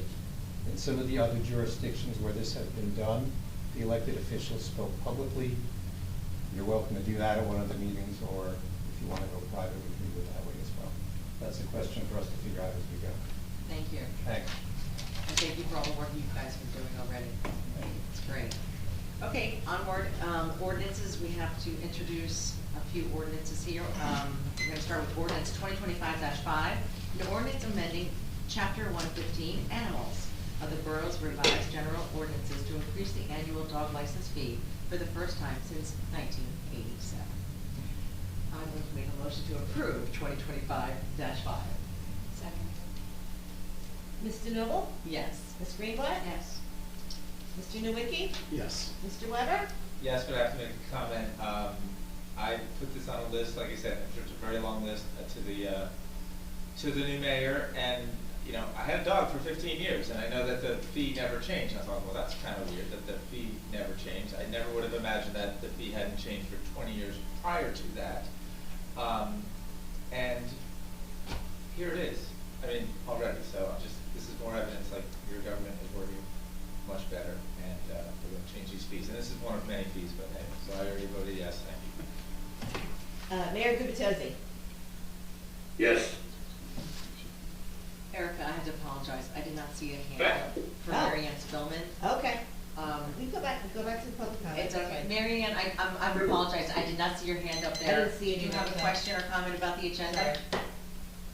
Yes, I had a question about the next ordinance. Is this the time to ask it, the -6, 2025-6? Yes. Okay. I'd like to know what a transient rental is under this definition and how that relates to the requirement for 6.5-day minimum rentals in the borough. Greg, would you like to take it? Sure, so this does not change any of the current requirements for short-term rentals in the borough. This simply implements a 3% tax on, they're called transient accommodations in the statute that authorizes this tax. That's why the word is different. We've typically referred to them as short-term rentals here. But it's the same, a transient accommodation is the same definition as a short-term rental. None of the parameters of the ordinance that's currently in place in terms of the days or the requirements are changing. Simply a 3% tax added only to transactions that are booked through a transient accommodation marketplace, which is classically Airbnb, VRBO, those kinds of places. If the transaction is conducted through a realtor or through a for sale by owner side or on, not on the internet, then it's not subject to the tax. So this ordinance is filed with DCA, and the websites that operate in the state of New Jersey are required to check with DCA for what the local rules are. And anytime someone's listed as a transient accommodation on one of those websites, it'll automatically add the 3% tax and send it. I believe it sends it to the boroughs and some of the websites. But it's simply a 3% tax on, we'll call them short-term rentals, but transient accommodations is the word in the statute that actually authorizes this. But overall, that's all it is. So that's in addition to the fees for the certificate of occupancy and tourism fee and the landlord registration. So all this transient fee is on this tax is on top of those other requirements. Yes, but only those booked through a website. So not if you have a realtor that lists your property, that's exempt from the tax. Or if you just put out a sign and conduct the transaction not online, then that's not applicable there either. Okay, thank you. You're welcome. Thank you. All right. So next up, I'd like to make a motion to introduce ordinance 2025-6, an ordinance amending chapter 365, rental property of the borough's revised general ordinances to impose an occupancy tax on certain rentals within the borough of Bradley Beach. Second. Mr. Noble? Yes. Ms. Greenblatt? Yes. Mr. Nowicki? Yes. Mr. Weber? Yes. Mayor Gubitosi? Yes. Next, we have ordinance 2025-7. I'd like to make a motion that we introduce an ordinance augmenting chapter 398, streets and sidewalks of the borough's revised general ordinances to create a new article 6, small wireless facilities, to regulate certain cellular wireless facilities in the borough's right of way. Do I have a second? Second. Mr. Noble? Yes. Ms. Greenblatt? Yes. Mr. Nowicki? Yes. Mr. Weber? Yes. Mayor Gubitosi? Yes. Next, we have ordinances that we're going to adopt along with a public hearing. For ordinance 2025-1, an ordinance amending chapter 5, administration of government of the borough's revised general ordinances to clarify the applicable schedule for borough council meetings. I'd like to make a motion that we open this to the public. Mr. Noble? Yes. Ms. Greenblatt? Yes. Mr. Nowicki? Yes. Mr. Weber? Yes. Mayor Gubatose? Yes. I'm still getting used to all your names, I'm sorry. Do we have any questions or comments on this ordinance? Okay, I'd like to make a motion, we close the public comment and hearing and adopt the ordinance 2025-1. Second. Mr. Noble? Yes. Ms. Greenblatt? Yes. Mr. Nowicki? Yes. Mr. Weber? Yes. Mayor Gubatose? Yes. Next, we have ordinance 2025-2, an ordinance amending Chapter 5, Administration of Government of the Borough's Revised General Ordinances to clarify the publication schedule for Borough Council meeting agendas. I'd like to make a motion that we open this up to the public. Mr. Noble? Yes. Ms. Greenblatt? Yes. Mr. Nowicki? Yes. Mr. Weber? Yes. Mayor Gubatose? Yes. Any questions, any comments? Well, just for the public's benefit, this one, because we moved the council meeting date back a day, we have to make an adjustment in the amount of time that we have to get meeting materials out and preliminary agenda and all that stuff. So that's essentially what this is doing. Thank you, Councilman Weber. All right, as there's no questions or comments, I'm going to say, make a motion that we adopt this, and we close the public comment and adopt ordinance 2025-2. Second. Mr. Noble? Yes. Ms. Greenblatt? Yes. Mr. Nowicki? Yes. Mr. Weber? Yes. Mayor Gubatose? Yes. Next, we have ordinance 2025-3, an ordinance amending Chapter 78, Personnel Policies of the Borough Revised General Ordinances to clarify eligibility for vacation paid time off. I'd like to make a motion that we open to public comment. Mr. Noble? Yes. Ms. Greenblatt? Yes. Mr. Nowicki? Yes. Mr. Weber? Yes. Mayor Gubatose? Yes. Any questions or comments? Okay, I make a motion that we close and adopt ordinance 2025-3. Second. Mr. Noble? Yes. Ms. Greenblatt? Yes. Mr. Nowicki? Yes. Mr. Weber? Yes. Mayor Gubatose? Yes. One more. Ordinance 2025-4, an ordinance amending Chapter 78, Personnel Policies of the Borough's Revised General Ordinances to eliminate borough attorney eligibility for deferred contribution retirement program. I'd like to make a motion that we open this to the public. Second. Mr. Noble? Yes. Ms. Greenblatt? Yes. Mr. Nowicki? Yes. Mr. Weber? Yes. Mayor Gubatose? Yes. Questions, comments? And just for the public, this one just makes sure that our borough attorney Greg Cannon cannot participate in some of the benefits. As a non-employee. As a non-employee of town, he. I never have, by the way. He never has, never will, but just making it into law, so. Okay, I'll make a motion that we close the public comment and adopt ordinance 2025-4. Second. Mr. Noble? Yes. Ms. Greenblatt? Yes. Mr. Nowicki? Yes. Mr. Weber? Yes. Mayor Gubatose? Yes. And with communications, we have some resignations and appointments with the Environmental Commission, the Shade Tree Commission, the Recreation Center, the Sylvan Lake Commission, the Library Board. We also have OEM Coordinator stipend increase along with salary increase for OEM employee Bob Pearsall. And then we go on to our resolutions. Would anybody like to vote any of these out separately? On our consent agenda resolutions? As there is none, I'd like to make a, what was the word I'm gonna say? Motion to Okay, adopt I'm the consent agenda on resolutions. schedule here, okay. So I'm gonna make a motion that we, approve or adopt? Adopt. Adopt, okay. Resolutions 2025-49 through 2025-58. Do I have a second? Second. Mr. Noble? Yes. Ms. Greenblatt? Yes. Mr. Nowicki? Yes. Mr. Weber? Yes. Mayor Gubatose? Yes. Okay, I was getting ahead of myself there. Okay, on to individual resolutions. So first we have 2025-59, professional service appointment Alawa and Company as the Borough Auditor from January 1st, 2025 to December 31st, 2025, and to perform the 2024 municipal audit. Do we have any discussion? We're good? Council President, the only discussion worth noting is somebody might be wondering, we are still waiting for the delivery of the 2023 audit. From everything I understand, though, the auditor is waiting on our finance department and our prior CFO, and now our new CFO is likely to provide him his final exhibits that he needs to complete the 23 audit. Thank you. Okay. I'd like to make a motion to approve 2025-59. Mr. Noble? Yes. Ms. Greenblatt? Yes. Mr. Nowicki? Yes. Mr. Weber? Yes. Mayor Gubatosi? Yes. Next, we have 2025-60, authorizing award of professional engineering services with CME Associates for general engineering services. Any discussion?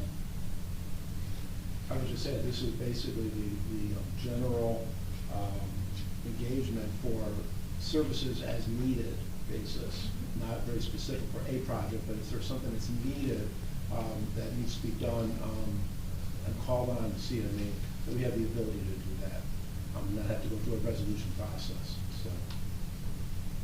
Wonderful. Okay, thank you very much.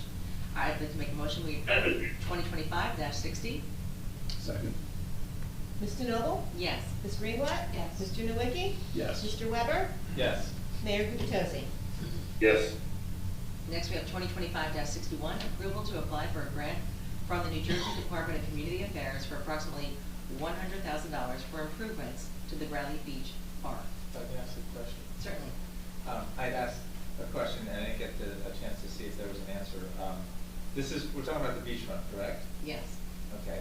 And then we're talking about playground equipment? Is this like new? Yes, it would be where the playground is currently. There's swings there. They're considering maybe replacing the swings with a toddler set that's more friendly for younger children. I just want to make sure it's not replacing the $100,000. The brand new one that they would just put in. No, definitely not. It would be replacing the swings from 1974. Just making sure.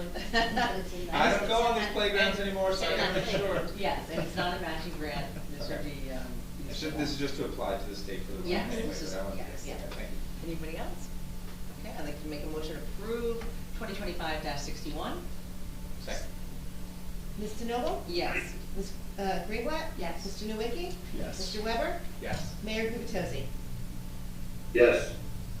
Next, we have 2025-62, authorizing and providing for the issuance of sale of $11,187,000 bond anticipation notes of the Borough of Bradley Beach and the County of Monmouth, New Jersey, to the Monmouth County Improvement Authority and determining various matters in connection therewith. So basically, this is just, they found a better rate, so they're refining, so they're anticipating by doing this, saving the borough $70,000. Any other questions or comments on this? I'd like to make a motion to approve 2025-62. Second. Mr. Noble? Yes. Ms. Greenblatt? Yes. Mr. Nowicki? Yes. Mr. Weber? Yes. Mayor Gubatosi? Yes. Next, we have 2025-63, appointing Pamela Valentine as the Community Development Director. Any questions or comments? We actually have Pam here, if you'd like to stand up and just say hello, give us a wave. Pam has more or less been working in this capacity very unselfishly for a pretty long time, well over a year. And I think this appointment was well overdue. Thanks all. She says thank you. I'd like to make a motion that we approve 2025-63. Second. Mr. Noble? Yes. Ms. Greenblatt? Yes. Mr. Nowicki? Yes. Mr. Weber? Yes. Mayor Gubatosi? Yes. Thank you, and thank you, Ms. Valentine. Next, we have 2025-64, authorizing an agreement with Avon by the Sea to share cruise control expenses. Comments? I have a question. Yes. So does this suggest that the Fletcher Lake Commission also needs to put a request in and go through a resolution for these same services for 2025? We did that last meeting, I think. No, that was for 2024 services. Right, but this also, so this one seems to also be for, well, it says from November 24 to December 25. So it's a good question. I assumed not until I saw this. So if we need to, we need to. But Yeah, those are typically held on, done with separate resolutions. We don't typically combine them because they're two different commissions. And so those requests typically come in separately, so we should follow up with Fletcher. So Fletcher is required also to formally request, and I guess I'm looking to the mayor, but our attorney to formally request. I'm the liaison to Fletcher Lake, so I just want to advise them. So do we need a Yeah, resolution? there's different processes for the two lakes. The Fletcher Lake Commission funds the goose deterrent process through only for the Bradley side. As I understand it, the Neptune side doesn't really have much of an issue with, because they have that large bulkhead there. On the other hand, we have a joint agreement at the south end of town with Sylvan Lake that Avon typically has done the hiring, but we have a joint agreement with them that we pay for half of it, which, what we're authorizing here is $2,500 each. So the question still remains then about whether a resolution needs to be written in order to. Not if Neptune isn't participating. Not if Neptune is I mean, not. this is effectively a shared services agreement with Avon to split the cost of fees control. So if Neptune's not participating, it's just something we fund Fletcher Lake with from here. Then if you could do a resolution, it'd be different than this one, though. You'd basically just be authorizing the expenditure when you give it to Fletcher Lake. Okay, because I talked to you about this, Matt, early in the year, and, well, if we need a resolution, we'll do one, but I did not know that distinction, Mr. Mayor, about Neptune not doing their part because they don't need to, so we'll figure it out. We'll do the question. And then I have one other comment, and I feel remiss because this was on the bill list that we already passed, but I feel like the item on the bill list said 2,000, and this says 2,500, so is that, there's an item on the bill list to pay, I thought it was just flat 2,000. That's what they billed us, yes. They billed us. So maybe we're getting away with that one. Okay. All right. Onward, okay, anything else? I would just make a comment that it's really key for the health of the lake that these patrols are out there, and it really has been so effective over the last 2 years. And it's a great program and well worth the dollar value for the quality and the health of the lake. Thank you for saying that, that's great. Okay, I'd like to make a motion, we approve 2025-64. Second. Ms. DeNoble? Yes. Ms. Greenblatt? Yes. Mr. Nowicki? Yes. Mr. Weber? Yes. Mayor Gubitosi? Yes. Next, we have 2025-65, resolution of the Borough of Bradley Beach committing to the borough's 4th round affordable housing obligations. Questions, comments? Go ahead, Al. Well, I was just going to say, just for the benefit of the public, that Bradley Beach is very committed to participating with affordable housing, with fair share housing, and this is our first step in acknowledging by resolution that we will be participating in round 4. And from this point, there's a number of technical commitments we need to make, including filing official paperwork with the state, and then having a 10-year plan defining how we will meet the obligation we have, developed, I believe, in June. So a lot to come over the next 5 or 6 months. And I would just like to add, there have been some people talking about this in town. Apparently there was an article in the Asbury Park Press, and it went through every town in Monmouth County, and what their obligation is, and if they had met it, or, it's really important for people to know that the state comes up with a number, almost they come to it by math. They just figure out the needs for all of the state of New Jersey, and then they literally do division to figure out, how much each town does, and they don't really account for a lot of things. For example, in Bradley Beach, we have very little vacant land, so the number that you may have read in the paper, or some people read in the paper, is probably not going to be the number that is our obligation.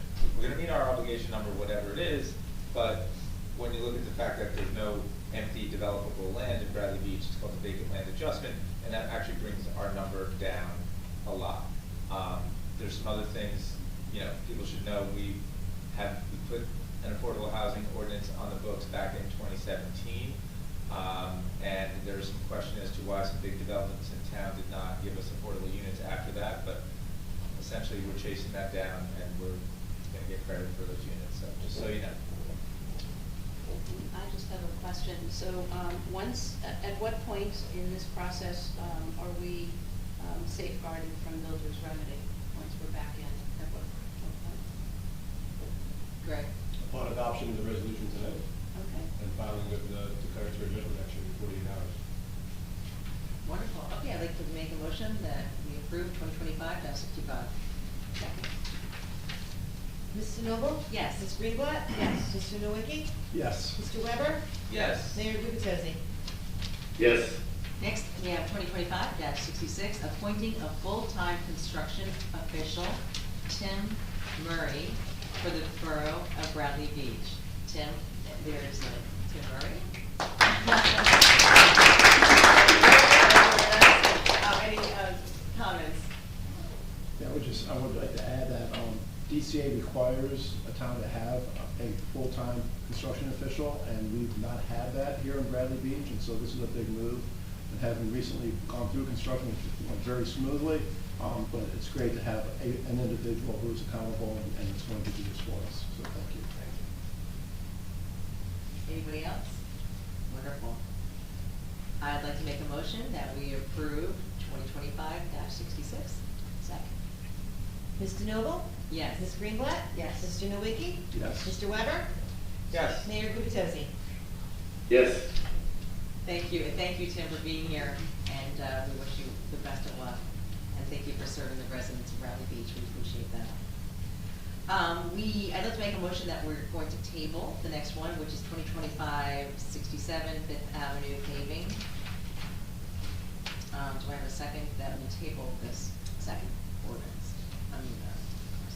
Mr. Noble? Yes. Ms. Greenblatt? Yes. Mr. Nowicki? Yes. Mr. Weber? Yes. Mayor Gubitosi? Yes. Okay, and the next up is 2025-68 Charter Study Commission to interview employees. Discussion? I guess, Council President. Yes. Mr. Kaplan mentioned, I don't know, do we need to adjust the language at all to allow flexibility for location of the interviews? I already did. I took out Atboro Hall. And I emailed it. Okay, great. So Mr. Kaplan's suggestion, I already did email it to Erica, so you can adopt the resolution as amended and move on. Thank you, Mr. Cannon. Thank you. Thank you, Mayor. I'd like to make a motion that we approve 2025-68. Second. Mr. Noble? Yes. Ms. Greenblatt? Yes. Mr. Nowicki? Yes. Mr. Weber? Yes. Mayor Gubitosi? Yes. Next is announcements. There are none. And then we have the administrator report. Thank you. You're welcome. Mr. President. Just want to let you know I've been earning my keep the last couple of weeks. A few things to report back on for the council and for the mayor and for the public. One of the things that was important to Mayor Gubitosi, which we've started to implement, is a more open, transparent process with the members of the council themselves. So I can tell you that every member of the council has walked through the church. That is obviously a hot topic of discussion in town. Also, we've met numerous times over bills lists, met with professionals, and I've started instituting a directors meeting on a weekly basis. One thing you'll know about government is you can't run government like a business, but you can bring private sector ideas and policies and implement them in the public sector. So we have directors meeting with the DPW director, the chief of police, and other director heads as well. Today, two of our council members joined us for that, just so that they know what's going on inside their government. The mayor and I met with representatives from Local 152 to advance the negotiations and move that contract closer to fruition. I hope to have it in front of the council for consideration tonight, but unfortunately there are these people called attorneys, and they get in the middle of stuff, and they have to put their stamp on it. So it's going to be delayed just a little bit, but we should have it all completed in February. And one thing I do want to note is the tremendous effort and work from our Department of Public Works, particularly the last few weeks when the temperature has gone from 40 degrees down to 14 degrees. And whether it's snow removal, sanding, but even the typical stuff they do, garbage pickup, recycling pickup, it gets a lot more challenging in the bitter cold. So we're able to, most of us, are able to get out of that and work in nice warm offices like this, but the team that Director Cafone has is out there in the most challenging element. So thank you, Director, and please send our thanks to your team as well. As mentioned before, we have a brand new CFO. He's doing an amazing job. And in meeting with department heads, one of the things our department heads wanted was the ability to use Amazon. Most everyone uses Amazon, and it turns out that they have great service, great products, and better pricing than a lot of other places you can get. So while it's been held up in the past, our new CFO is looking to advance that to make procurement easier and less expensive here in the borough. And to conclude with, the other thing that the mayor's tasked me with this is increasing efficiency and effectiveness just in the work staff. So you'll see we had one promotion. Again, congratulations, Pam. As we go through the next month, we're going to settle the contract with 152, move forward with that, but also make some additional changes in personnel, both in this building and outside this building, to continue to fine tune that. So ultimately, we can serve the residents of Brentwood Beach and do it at the most cost-effective manner possible. Council President, any questions for me? I'm fine. Anybody else? Thank you very much for everything you've done already. Actually, Jane, go ahead. Yes. Jane, comment for Matt. Yes. Mr. Doherty, I think it might be worth sharing with the council and the public your vision, as you described it to me, about trying to provide periodic updates on our finances. Yes, the other thing we're tasking our thank you that, Mayor, our CFO is, to have updates as far as when you look at the bill list, well, what is that against budget? Right, so you have a budget for the year, we start spending against that, how far are we along in that budget process? How much money do we have left in the budget for those line items? And some are, spent in the beginning of the year, some are in the middle, some are at the end. The police department has different spending throughout the year. Department of Public Works certainly has different spending throughout the year. So just gives the a snapshot on either a quarterly or maybe monthly basis to the public, where your money is, how it's getting spent, and also for the council to have a clearer understanding of the budgets and spending against the budget. And one of the tools we want to implement to make it more transparent for the public as well is a much better website. So we're going to start going through the process of improving the website so that whether it's financial documents, like the mayor just mentioned, calendar events, calendar of, whether it's tourism or Department of Public Works, council meetings, minutes, all of it to make it much more user-friendly, both for the departments inside, but also for the residents themselves. So we're going to start a process of revamping the website as well. Now I have a question. Oh, go. Yes. How do we figure out whose job it is to update the website? I have like boards and commissions and things that they need things changed and updated, and who do they get that to? So the system we want to get to is centralized. So whether it's a board or commission, whether it's the clerk, email, whether it's video, graphics, or text to one location, and that person will upload it immediately. That person will not look at what it is. They're not going to correct it. They're going to proofread it. They're just going to post it. So we're going to assume that whatever commission, board, the clerk, departments, whatever information is given to that individual is accurate. They're not going to check for accuracy, but they will post it immediately. So it relieves some of the stress off of department heads and also the public trying to figure out and find out what exactly is going on. So you said that's the system we're moving to. What do I do tomorrow? Because we got a bunch of new people getting on commissions and stuff. Who do we email? For right now, You're supposed to say, email me, John. I was going to say, for right now, email me, okay, and I will disperse it to the appropriate person so that people don't have to try to find who it is, kind of playing whack-a-mole. But eventually, it's not gonna go to me, it's gonna go to someone significantly smarter than me, who knows what they're doing, and will load that up immediately. Thank you. Thank you. Thank you for that report. Next we have Nancy's motioning for something, but we're not to public comments yet, though. Okay, so we have to go to the mayor and council reports next. And I will start with B, since, why are you pointing to Mary Ann? I know, but we're not to that point yet. She can raise her hand, but we have to wait for public comments. Okay, right now we're at the mayor and council reports. I'll start with me, because mine's brief. First of all, there's, the Board of Ed meeting is next week, so I'll report on that after that. I did attend the Bradley Beach Tourism meeting, and they reviewed the upcoming event, the Jazz Festival, which is February 7th and 8th. It is currently sold out, so it's going to be a very exciting, huge event. And they had some resolutions to spend some monies for the upcoming events throughout the year. And the Bradley Beach Shade Tree Commission had a meeting January 8th that I attended. And they basically, let's see, they went over ordinance modifications, their 5-year plan, their calendar. They're thinking of maybe bypassing the spring planting event and just doing a fall planting event. And their budget is currently $11,900. And that completes my report. Councilman Taylor.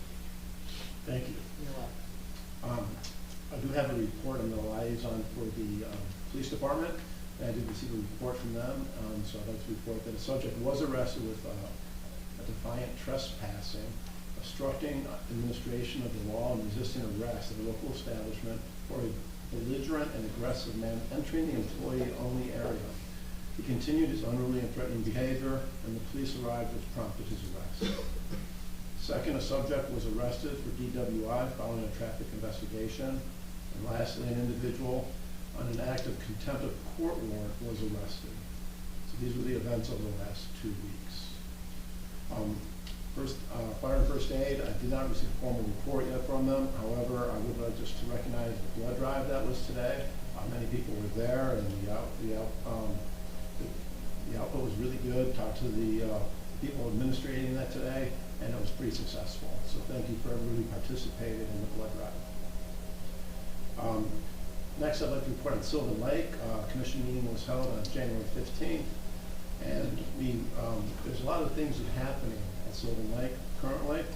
It's been ongoing for quite several years. It seems as though everything's coming to a head this year. We were informed by the Department of Navy, by the Liberal Society, who received a grant from the Department of Navy for $200,000. It's called REPI grant. And it's going to advance the lake revitalization program, which began with that living shoreline that was built on the Avon side. Other projects that are advancing this year as well, including the replacement of the retaining wall along Bradley Avenue. That's where you see that snow fence along Bradley Avenue from Evergreen all the way up to Madison. There's also proposed to be repairs to the flow gate that controls the water spillway to the outfall that's been malfunctioning. And the DEP has actually put together a contract and has awarded for construction later this year, probably in the fall, that will replace the ocean outfall pipe that's underneath the beach there that outfalls to the ocean that had a collapse. And so right now they've done some mitigation to make the area safe, but the project would actually progress probably after Labor Day. With all these things going on, it was also reported at the commission meeting that they're intending to put together a community information involvement session here later this year, probably late spring, early summer, as these projects progress, just to be able to share all that information with the community and what is actually happening and how all these projects are being coordinated. And then lastly, I'd like to report on the Land Use Board. The Land Use Board met on Thursday, 1/16. They had their reorganization meeting. New members of the board were sworn in, and the board elected T.J. Cohen as the chairperson and Dennis Mayer, the previous chair, as the vice chair. That's my report. Thank you. Councilwoman Shada. So I have a couple of lengthy reports, since these were really the first meetings that I've attended, and some of them were reorg meetings.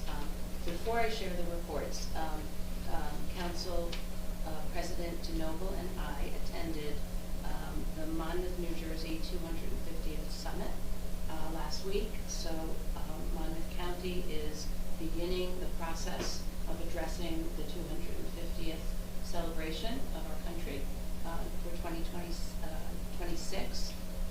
And there are a lot of planned activities throughout the county, especially since a good portion of our county is very historical and participated in the Revolutionary War.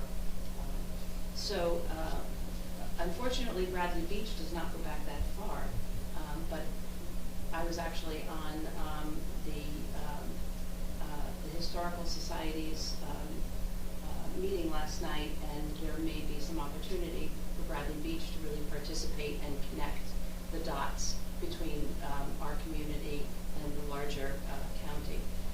So there's more to come, but there are a lot of activities that are planned throughout the county for next year. And I guess the first step is that each of the towns within, each of the municipalities within the county are asked to formulate a resolution to support and honor the 250th.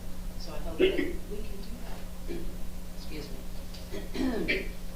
So more to come on that. Fletcher Lake Commission. I met with the Fletcher Lake Commission Chair, Anthony DeMeo, last Friday. Again, I want to thank John for passing the baton and helping me get up to speed. The Commission's January meeting was canceled as they held an emergency meeting on December 19th to discuss the pending reimbursement issues which they have received. They were pleased to see their 2024 funds approved, along with the reimbursement for the geese control. The goose control program is supported by the municipality with a total cost of $5,000, and I guess I got that wrong. It's not equally shared among Neptune, so it's really only Bradley Beach's commitment to address this. The program is instrumental in the revitalization of the lake's wildlife population, and the Commission looks forward to a positive impact on water quality with this program. The Commission did a beta test on clustered flower shrub plantings along the shoreline to test sustainability. So they found success and plan to implement a number more around the lake. Planting will take place in early to mid-May with lead Sal Galicetti and Commission member at the helm. So anyone interested in providing some gardening manpower to this effort would be appreciated, especially from the Neptune side of the lake, which is short on labor planting. So please contact the Commission with interest in participating. In spring, the recently installed bridge, which spans the lake, will be stained to extend its durability to the elements. The Commission will ask Neptune to take on this task. 7 diseased trees have been removed along the lake and to date have not been replaced. Upon review of the Council, the Commission would like to have input on new trees to be planted and perhaps coordination with the Shade Tree Commission and/or its tree expert. The Fletcher Lake Commission will hold its next meeting Thursday, February 13th, 6 p.m. at Borough Hall. All interested are welcome to attend. Now to the Arts Council. The Arts Council currently has 2 remaining members who are interested in continuing to serve. One comes from theater arts and the other from fine arts, and is also a member of the BBVCA Visual Arts Community Initiative. The current members of the Arts Council will meet with me this upcoming Friday. Any artists in town who have interest in playing a role in the Arts Council, please reach out to me on my borough email. This includes visual artists, graphic, textile, industrial artists, and photographers, performance artists, musicians, writers, and even those perhaps in the culinary arts. I'm very happy to jumpstart the new Arts Council. The Recreation Committee Board. I attended the Rec's first board meeting of the year on Monday, January 13th, which was also their reorg meeting. And what a lively and energetic group the Rec Commission is. The board nominated and approved their chairperson, Rusty Caldwell, who is continuing his leadership, Tom Gavin as vice chair, and C.J. Scharfenstein as secretary. The reorganized board has 7 members, 3 of whom are new to the board. Anyone interested in serving as a potential board substitute can reach out to Rec Director Courtney Pappas. The Rec Committee set its meeting calendar for the year, the second Monday of the month, 6:30 p.m. at the Rec Center, with a few exceptions for holidays. The Rec Committee is working to finalize its bylaws, and this is a long time coming. Members will be appointed for one-year terms. Some exciting plans include, for the Rec Board, radio bingo in March in partnership with the Bradley Ladies Auxiliary. Marjan Fridays may expand to Friday Game Day, family karaoke in March, and family game night, which may begin as early as February. Recreation will also be hosting a middle school Silver Ball arcade event for grades 5 through 8. It's a drop-off event scheduled for February 20th from 6 to 8 p.m. Watch for details, more to come. The Grinch was a great success and well received by those who were greeted at their front door. This will be a continued holiday tradition. Think Warm Thoughts. Plans were already underway for summer camp despite the deep freeze. Director Pappas will be looking for a new director for the summer camp. Finally, Courtney has submitted a wish list of upgrades for the rec center, details of which have been incorporated into the borough engineer's next recreation grant. The next rec board meeting is Monday, February 10th at 6:30 at the rec center. All are welcome to attend. And that concludes my report. Thank you. Councilman Wendell. Hey, I'm going to start by commenting on process that we've already seen here at this meeting tonight. Hope everybody noticed that a council person led the workshop discussion, and a new council person nonetheless. It's not like he was handed something to read. I mean, you could tell he knew his stuff. I'm talking about the 5G, and I just want to comment, this is the change in the approach to leadership in this town. Things are being shared, information's being shared, and we're getting a lot done as a result of that. So thank you, but that's just the way things are rolling these days, which is fantastic. I want to congratulate the new members to all the boards and commissions that we just approved, and congrats to our new community development director and full-time construction official, which is great. The first aid sent me their report. They did their job. You are not going to hear that report because my phone died between now and then, so I apologize for that. But let's just say they're out there doing their job as volunteers all the time, and as always, they're looking for new members. So if anybody wants to volunteer, apparently, you can do that through our website, the town website, so please do that. I'm going to talk about sidewalks, because every kid in this town walks to school. So that's why we want to shovel our sidewalks.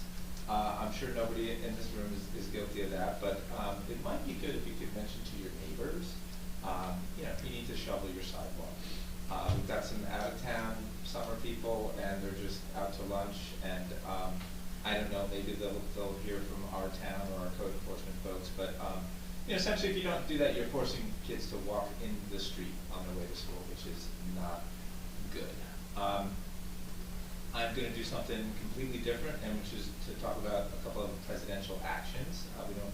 Not talking about it just because it's in the news, but I'm talking about it because it really, really affects our town. First, our last president, President Biden, of course, he banned offshore oil and gas drilling along the entire U.S. coast. This is huge, huge news. I think it's huge news for a town like ours. Our town and every town is now free from the worry of an oil spill that could just be catastrophic and wipe out our tourist economy. There is not drilling without spilling, and I think it's great that we are free from worrying about that now. The mayor and council of this town passed a resolution against offshore oil drilling in 2018, and now it has come to pass. We don't have to worry about this anymore. And I can't really believe I'm saying this, but our current president issued an executive order on birthright citizenship. Imagine that. It's right there in the Constitution that we're all citizens because we were born right here. That's probably how most people in this room are citizens, if you are. This affects our town greatly, and I want people to think about the kids in our school. And I want you to think about it as our school. You pay for it. How many students in the school does this affect? There's like 200-something kids in the school. Maybe it affects 100, maybe it affects 150. I don't know, but it's bad enough these kids have to worry about their parents getting deported. But now every day they're going to school and they're worried about themselves. And I think this is a real shame. I want to emphasize that we're talking about children, kids that should be just going to school, learning, and figuring out how to become, finding their way in the world, and they got to worry about this stuff. So I'm really thankful that we live in New Jersey, and that we have a governor and an attorney general that's probably not going to let anything like this happen. But I just want everyone to think about the kids in the school and the implications, what just went down, I guess, yesterday. So that is it for my report, and I appreciate your indulgence, everybody. Thank you, Councilman Weber. Mayor Kubutosi? Thank you, Council President. Number one, I want to thank you personally for facilitating the meeting tonight. All last night I was hacking a very bad cough all day today, and I got a lot better all of a sudden right before the meeting, but I still did not want to contaminate any of you guys. So thank you so much for leading as you did tonight. I also wanted to thank you quickly for your opening comments about the sign that's hanging behind you all. That was something I think we were all very passionate about it. And again, not beating it to death, but I thought it would be just a powerful reminder to all of us. Our employees, they know they serve you, they show it every day. I think the council and me as mayor, we must serve the residents of this borough. And the more we do it and the more we show it, maybe the less need for signs like that. But I just want to make sure that we are reinforcing that message daily to our residents. I don't know if anyone's realized it, but this council kind of hit the ground running. I could not be prouder of this group, especially our two new members, as well as John and Jane. We've had 3 council meetings in 3 weeks. If you think about it, I actually, that was lost on me, but January 1st, January 7th, and January 21st, that's a pretty hectic schedule as you prepare for these. And I really have to tip my hat also to our clerk, who I think has been driven a little crazy by all the activity, but we really have hit the ground running. We've also had effectively 3 meetings with our local 152. Well, we've had 1 meeting already last Friday. We've had 1 meeting between our attorneys, and the 3rd meeting will be this Friday in a couple of days. So we're making progress. I think it was stated earlier, Mr. Doherty said he hopes to get something done by next month. I'm optimistic that will happen. We've had very good discussion, very good dialogue, very positive. So everyone looking to reach a fair and equitable conclusion to that. One of the things I want to share with the public is that just as the new mayor, I'm doing everything in my power to pursue what I would call low-hanging fruit. There are opportunities to generate revenue. There's some shared service opportunities that I've had discussions with other municipalities that might want to give us revenue for us to take on some additional court services or some other areas where the borough could generate more revenue. Mr. Weber, you mentioned the dog licensing fees that had been updated since 1987 or so. We haven't seen this yet. It should be at our next meeting. But I went through with the judge for our municipal court. I went through a list of close to 200 fines for smoking on the beach, fines for parking, in the wrong spot. Half of which had not been updated since 1980. So I beat your dog license by 7 years, I think. Anyway, we estimate we raised the fines on close to 200 different penalties, and we estimate that might be worth $50,000 to $70,000 of new revenue in 2025. Well, we may not get it enacted until mid-25. There's a process, and courts have to approve it. But once we get it all approved, it should increase our revenue $50,000 to $70,000 per year in the years ahead. I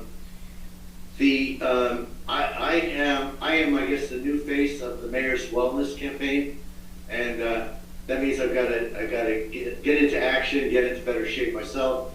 But I'm very excited about the team that I've inherited from Mayor Fox. A lot of really passionate people who know an awful lot, a lot more than I do, not only about wellness, but about things that we can bring to the community. So I'm very anxious to get more involved there and do what I can to just better engage our community in wellness-related activities. I'm also a member of the library board, and I arrived late for my first meeting, but the board could not have been more gracious and more accepting of me, and I'm really looking forward to having an opportunity to work with them as we go forward. And I want to echo what Matt Doherty, our business administrator, said about our DPW. The last few days have been crazy cold, with ice, with snow, plowing around some parked cars, because we only had about an inch of accumulation. And I know there was some buzz on social media about alternate sides of the street. It wasn't deemed to be a plowing event. That said, our DPW was out salting the streets, plowing the inch or so of snow that did fall, and just continue to tip my hat to that group, especially because they are operating understaffed. More to come on that in future meetings. And then finally, I just want to mention in the I almost said mayor's newsletter, in the Bradley Beach newsletter, we identified 8 strategic task forces that we want to engage residents in, and we are openly requesting volunteers, resident volunteers, to staff these 8 task forces. So if you haven't seen it yet, please look for it, please sign up, and if you can't find it, please just contact me or anyone on the council or Amy Hall, who's helping us coordinate. We would love to get that launched by the end of this month as well. That concludes my report. Thank you. Thank you, Mayor. All right, next, we'd like to open up for public comments or questions. I see one hand up is Don Greenberg. Don? There we go. Hey all, I just want to thank the mayor and council for these speed meetings. I mean, this could be a new record. It's like 8:34 and you had an executive session too. Thank you. So I just want to thank you guys for putting everything through so fast, having things so open, the BA report, the CFO report. It's just been a real breath of fresh air. So that's it. That's all I got to say. That was well said. Thank you. We appreciate that. Ms. Spillman? Marianne? Am I unmuted? Yes, Okay. you are. Can you hear me? Yes, I can. Just state your name again and your address. I missed some information on the 2025-66 appointment of the full-time construction official. And I wondered, what is the title of that construction official that was appointed, and who was it? And is that somebody who's always been like a part-time person is now a full-time? Sorry, I missed that. That's okay. Mr. Doherty, you want to take this one? So the title is construction official. Oh. Yeah, it sounds kind of boring, right? Vague. Sounds vague. Sorry, the boring title. Construction official, that's the official title that DCA recognizes. Tim has been with the borough for several years now in a part-time capacity.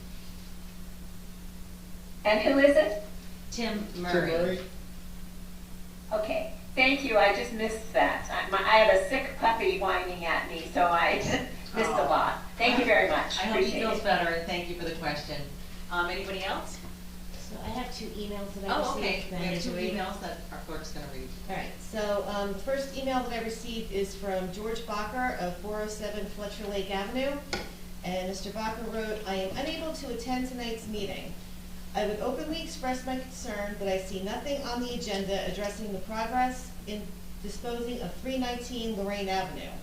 We, the residents, made it very clear what our position is by our votes.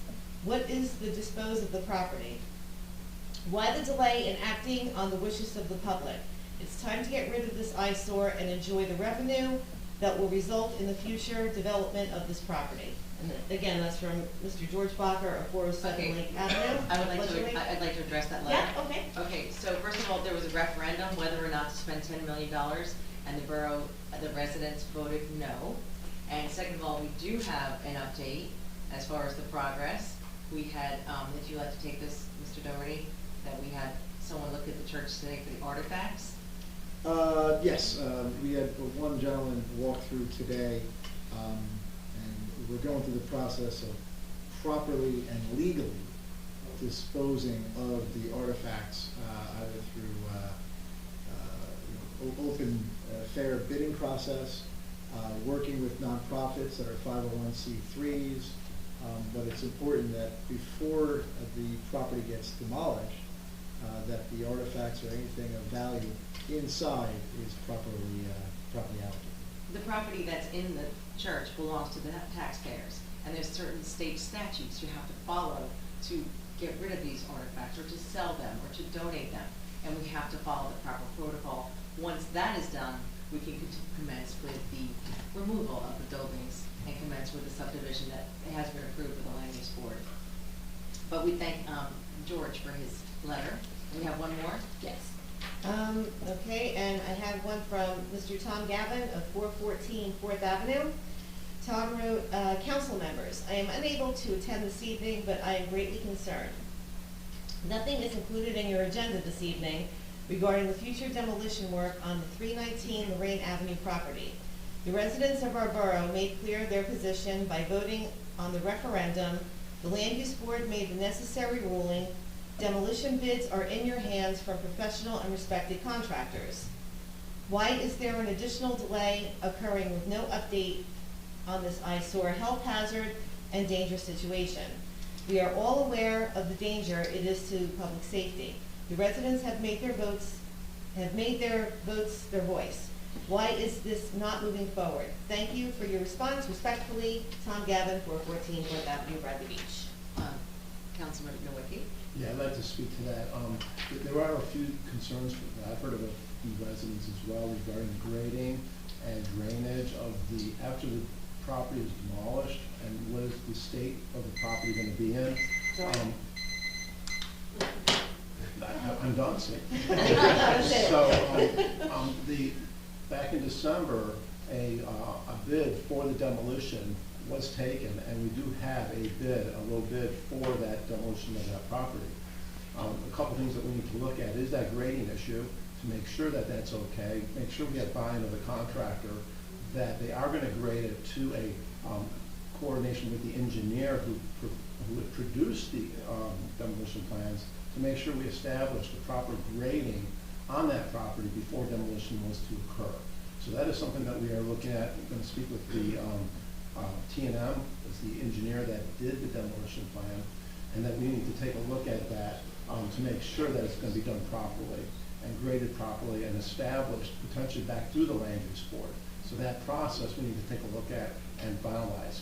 We also have to make sure before demolition that we have a disposition of those artifacts properly allocated to how we're going to remove them. And so we can't necessarily give a notice to proceed on the demolition until we take care of those artifacts. So the first thing has to be is coordinate with the engineer and the demolition contractor, and simultaneously get into place the disposition of those artifacts, whether it's through the charitable organizations, auction, whatever the case may be. And that's trying to be resolved as we speak. So I'm hopeful that we will have that resolved here and a solution here in the next several weeks. I hope that answers Tom's question.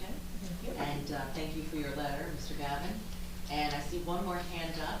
Mary? Hi, it's actually Cindy James, Superintendent 218 4th Ave. How is everybody? Hi, Cindy. Very well, thank you. Just two comments. On the resolution on the 2025-61 for the playground grant that you're seeking, just because I'm very familiar with that playground, or really both playgrounds in town, could it be possibly considered, maybe not now, but certainly in the future planning, to see what it would cost to replace the base of both of the current playgrounds from the wood chips, which is not technically very safe or sanitary, to maybe looking at what it would cost to do more of like the court-like material, similar to the playground that's done in Belmar over on, I believe it's 5th Ave. It's much more conducive from an ADA perspective. safety for all ages, and obviously something that, doesn't create as big a danger, or even just the unkeptness with pest animals that, tend to run through that area. So that could be something that could be just put on the radar for somebody. We can certainly do that. That's a great suggestion. Thank you very much. Thank you. And also, and additionally with that playground, I know I've also mentioned, and I know some people have had concerns about it, but if there were something to be looked about, possibly also thinking about putting shade sails during the summer months over that one on the beach, because it is ridiculously hot for children.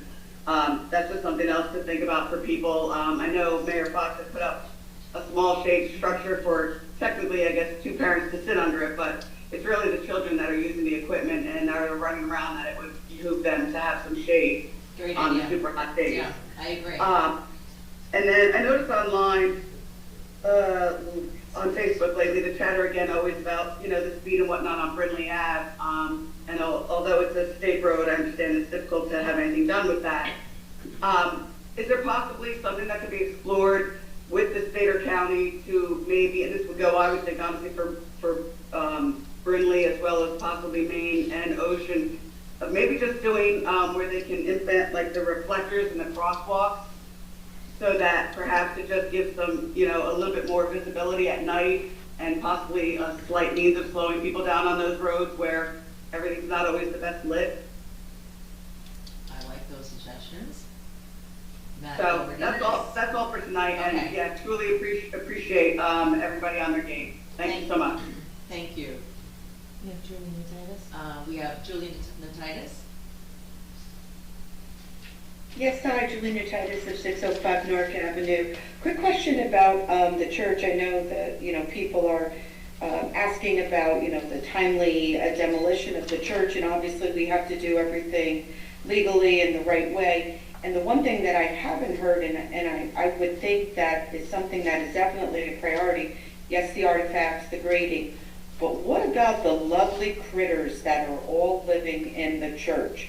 How long does that take to rectify before we even demolish the building to make sure squirrels, birds, goodness only knows what else is in there? Because that really would affect the community. Okay. Because With the RFP, it has that they will treat the building for the rodents before they tear it down. So that's included. Okay. That's also included. Also with hazardous waste is also in there, so it's a step-by-step process, but that is already included in the RFP. That was an excellent question, though. Thank you. okay, yeah, because I was just very concerned. I know everyone's saying, demolish, but Right. there's so many steps that go into before you even demolish a building. So I would definitely appreciate the attention to detail on all the necessary steps before it even is demolished. Thank you very much. You're welcome. Yeah, we're going to do it correctly. We're going to do it legally, and we're going to follow the rules.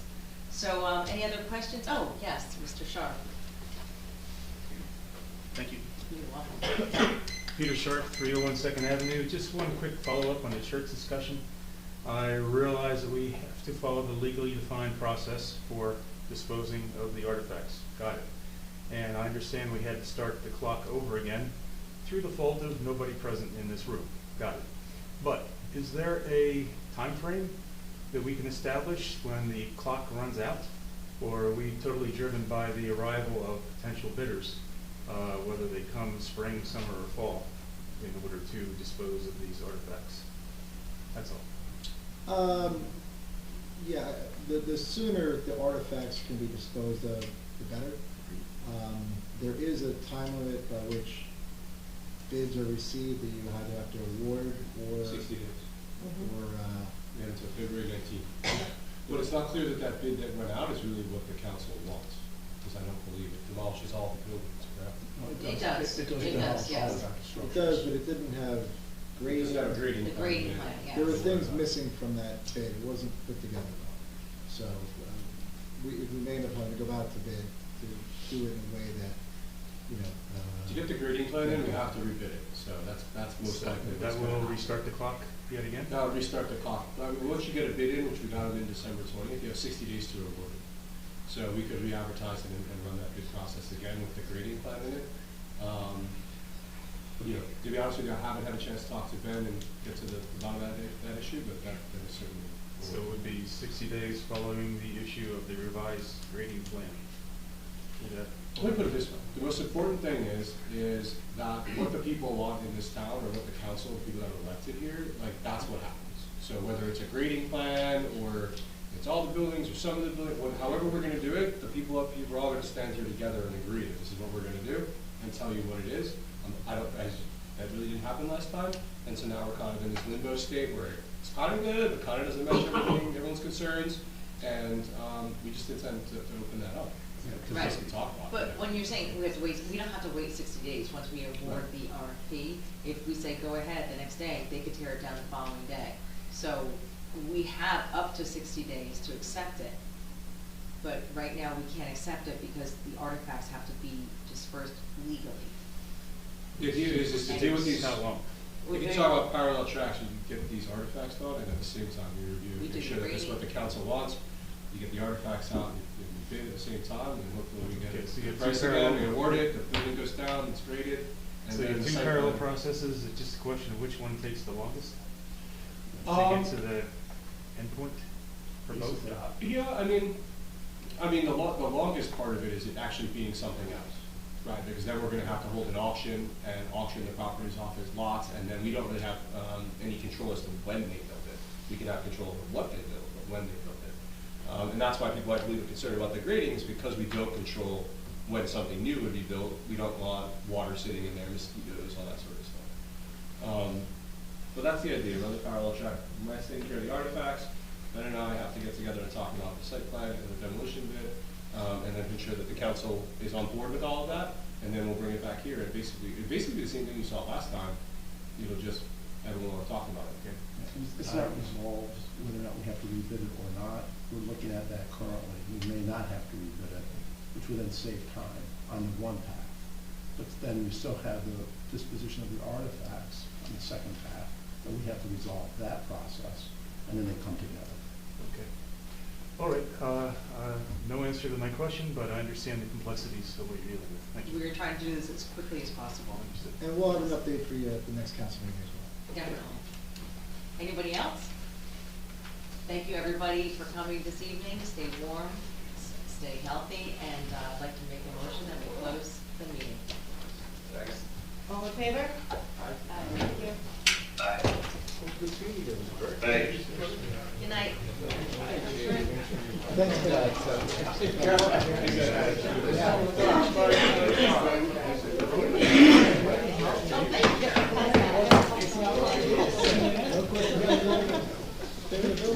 I know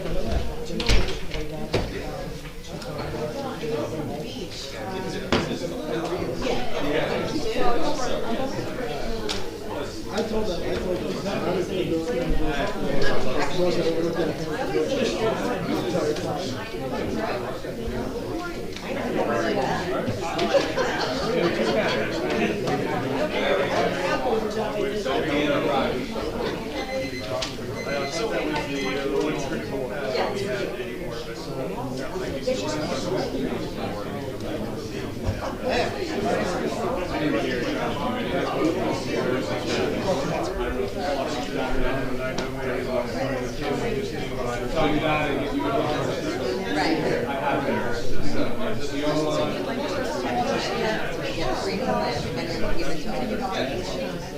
So we have a lawsuit.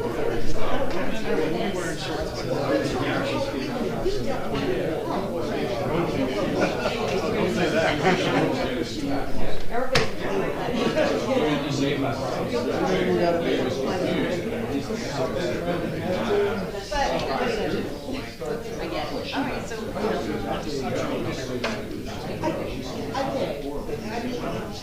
That'd be great.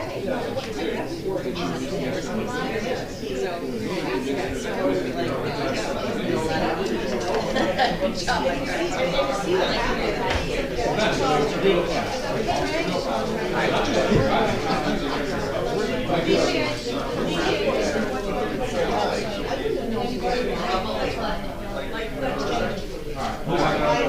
You can see like the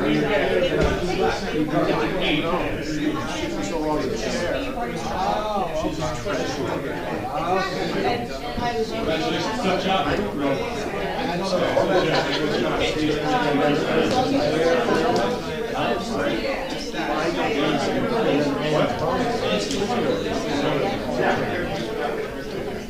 Donna has to be on the job.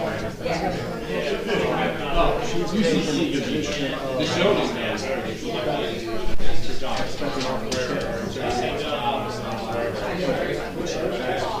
And then one of the big things, you know, we talk right now, new construction,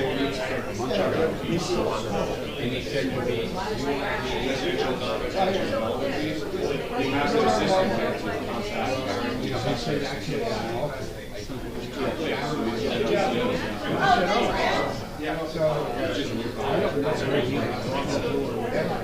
their system. And then I thought the whole meeting. Very well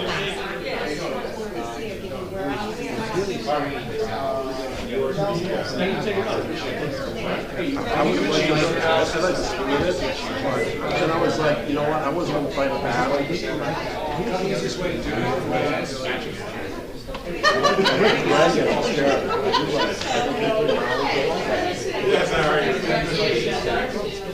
All the applicants on the ground, they already got what they want. Why are they not being of us? So, I'm in the audience. And, I didn't want to. I get it. I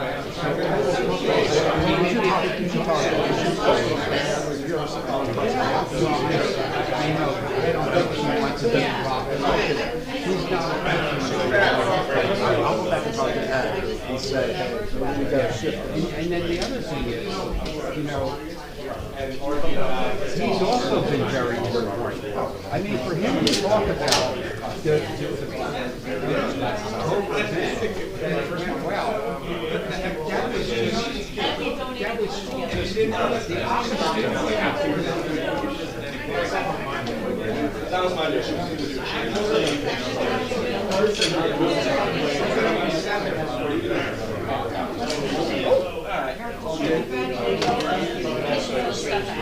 did though. Yes, thank you. And I had my phone. And yours is here. Yes, mine, yes. I think mine just went to my gallery. It has, yeah. Really, right on, like, you know, for hard to see yours. It's like, you know, it's electric. Yeah, exactly. No, I agree. That's happening. Well, that's happened to me too, you know. Okay. No, but it got me usually, like, always check out. Yeah, but I went to bed and I was like, you know, yeah. Anyway, you think about it, it's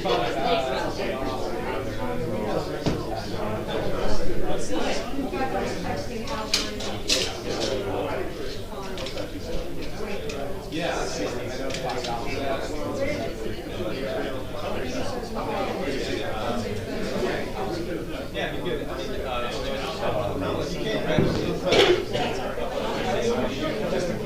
Hey, Rafat.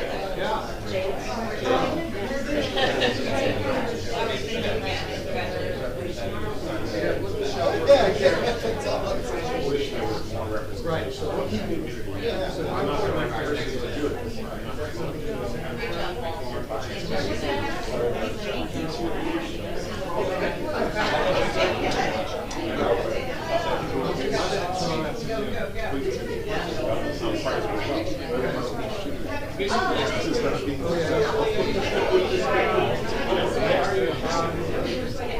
Yeah, and I like that. I was email, texting,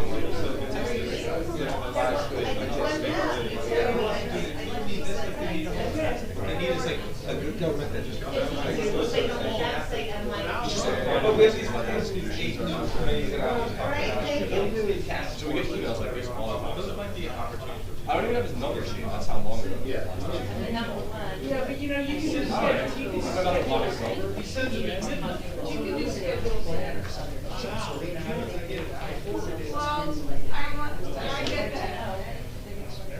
I get that. Right now, it's going to be hard.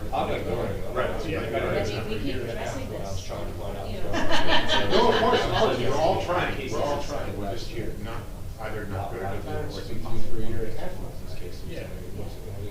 I'm gonna find Matt. Good to see you, George. I heard about testing every day. Oh, no, right, is he? Yeah. Oh, I didn't, this is today's. I think she sent an email to everyone. I'm sorry. In the Arts Council, so we had sent it off to you as well.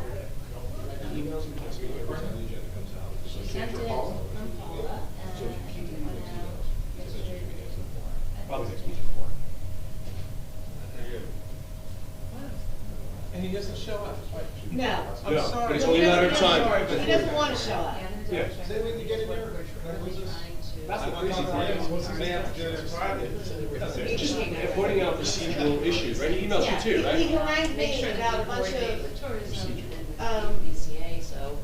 reorg resolutions with the I couldn't appointments. pick up the phone in December, we were Yeah. doing artifacts, with no resolution. Okay, yeah, no, We had somebody call. Okay. That's what Now, I'm it's saying. like, it's 3 weeks I'll later. check with her. God won't leave me alone. Saying that we have to redo them, which we don't, by the way. Next year, I mean, I'll have a little bit of a different process for my resolutions, but, you know, I mean, he It's actually, whatever but John I don't wants. have to do It's it John this the way. one has to sign the checks and be responsible for it, so however John told wants you. it is how. Part of That's how I mean, I'm gonna say to him what I said to a few other people. I'm just stunned by that. You want the. He No, texted no, me no, about, he's a good guy. hey, we He's settled this fine. employment case. I'm like, great, I emailed you You about know, that hey. 17 times during 2023 and 2024, you never answered me, and now you're concerned about how the settlement turned out? Like, come on, man. I mean, I'm gonna say the same thing I've said to other people. You You want just the gotta tell me how to job, handle please it. go get your license and Fair then enough. take over. Okay, here you go. I'm good with that. I'm about to block his number. Wow, makes me glad I'm just a counter person. Well, I'm the soft target, that's right. Are you? I usually answer everybody, even if I don't like. Yeah, but they So he can't get a knows hold of that. you, they're on me, which is. Well, you too, yeah. which is Me and Eric are what the I'm soft asking. targets. I'm off the radar. Yeah, he doesn't even have your number. He doesn't know you yet. I don't know who that is. So, well, no, that's why he emailed me to begin with, because he couldn't get a hold of The you. only, yeah, 'cause the only two he knows is me Yeah. and Eric, basically. And then he calls with like a myriad of objections to all the emails, a myriad of objections to the resolutions every single meeting. Like, what was so objectionable this meeting? I don't know, something was missing, I don't even know, what do you want? The goose? This meeting? The goose control. It's a shared service. Although that was, that actually. Goose control, does Fletcher Lake Commission already have the resolution to use fees control? Does the FL Fletcher Mission, oh, you had the same question you guys did, does the Fletcher Lake need to make the official Yeah, and request? I thought the answer to that was no, and what Al said to me was new information. And Yeah, this is all very, very funny because. The answer is no, because they don't have to enter a shared That's what I service agreement, thought. so it's just. We've never done it's a just resolution for that. Then we should just $5,000 pay or it, then we should just pay that guy and it's on the bill. Just pay it, Yes. Yeah. So can you, well, make sure, I'll hold your hand, make sure that. Yeah, the other one he has No, I'm is the, kidding. That was good, that was good. Well, they don't wanna, they don't wanna use that one. They have all this money sitting there, use that, pay for it, they got, you I'll tell you why, because. And then I really don't the appreciate areas somebody are very putting in an email, expensive. and I do expect And you then to take care of and this. if they Who are go, you? they're like $7. Yeah, exactly. So they always wanna have. That's at least unbelievable. 20 grand Don't talk to in the me bank. like that. It's honestly, they pay for those. really telling as to everything that happens. That's you. Because like, But the the issue data is like, too. no one, It is one one that of we're gonna those work long on lawsuits, CFO. 2 We years don't for like- we don't like how they attorneys. do it. I didn't talk to anybody with Filings attorneys, are ignored me. completely different for And they didn't, apparently didn't handle anything because all the shit was a mess. And have seen We're appointment gonna let Joy resolutions Commission, for right? previous years and never said. It was the liaison for that. That's something else. Like, come on now. I just blocked, I blocked. I'm just No, like, we're gonna- yeah, but why is it doing this? Is somebody putting a lot to it, or is it just doing it to be a pain in the ass? It's Larry. That's what I thought. That's why Tom got. I owe her, seriously, John, Erica, I'm taking the door. I owe her like a bag of these. I used to assess them. Yeah, go ahead. I'm getting more. She got me addicted, John. I had that habit, sorry. All right, I'm out of here. All right, bye. Thank you very much, You're Erica. welcome. Okay. And they store and your backfill, any voids, Have you seen the site plan approval resolution? There is no site. You mean, oh, from this site plan? Subdivision. The subdivision approval, is there a resolution for that? There is, Okay. from mine. From the land use board, that was done back in December, and they kind of, Is that they continuous kind of on? waived, they didn't put a finished, there was no grading plan, because when you did that subdivision plan, There was no demo plan that had an actual grading plan to it. Right. But it's very simple to do a grading plan, take that half an hour. Yeah, So- it's not a complicated. So, no, it isn't. And so what I want to do with TNF Well, is that's what that, the land use board and have them just do a quick grading plan, basically putting back to existing ground elevation, and then remove everything, very simple. And you can pick an elevation to each lot. It's gonna be from 19 to 18. 19 and 3/4 to 3 lots. It's very simple. You set those, you can take that back to the land use, because that's what everybody wants. The grading is just gonna be land on topsoil and seeded, which is a requirement, it's all topsoil and seeded. So it's just overland flow down to the sidewalk, down to the curb. So there is no collection of water on site. And the runoff factor is very small, but it's going to be all veg, all grass. Right, it's going from a giant building, which is impervious, to grass. So you're gonna have less Water coming off the drainage, lot. you know, Right. coming off the lot. So we'll, and then what I also want to do, so I want to meet with, get that darn grading plan, and then instead of pre-award meeting with the contractor for demo, go to them and say, okay, your spec, you did this, okay, all great, here's the plan of where the grading is, here's the existing grades, and this is what you have to grade it to. Do you agree?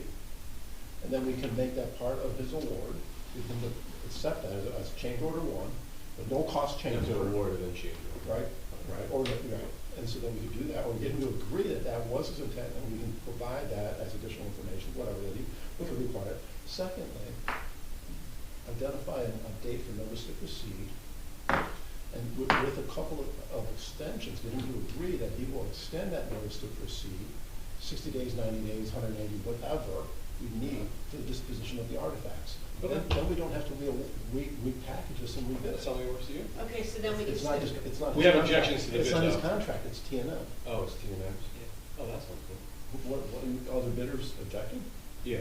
Okay, what happened Oh, was but- you had two contractors, they're related, Lurch and Lurch, and their names are They're- spelled they're- differently. One of them legally changed They his look like they're spelling. cousins or something. There was a Probably something. family feud, and they do this apparently, they The bids were bids right. on the same, they bid on the same thing, well, the Yeah, they're Lurch. pretty far apart.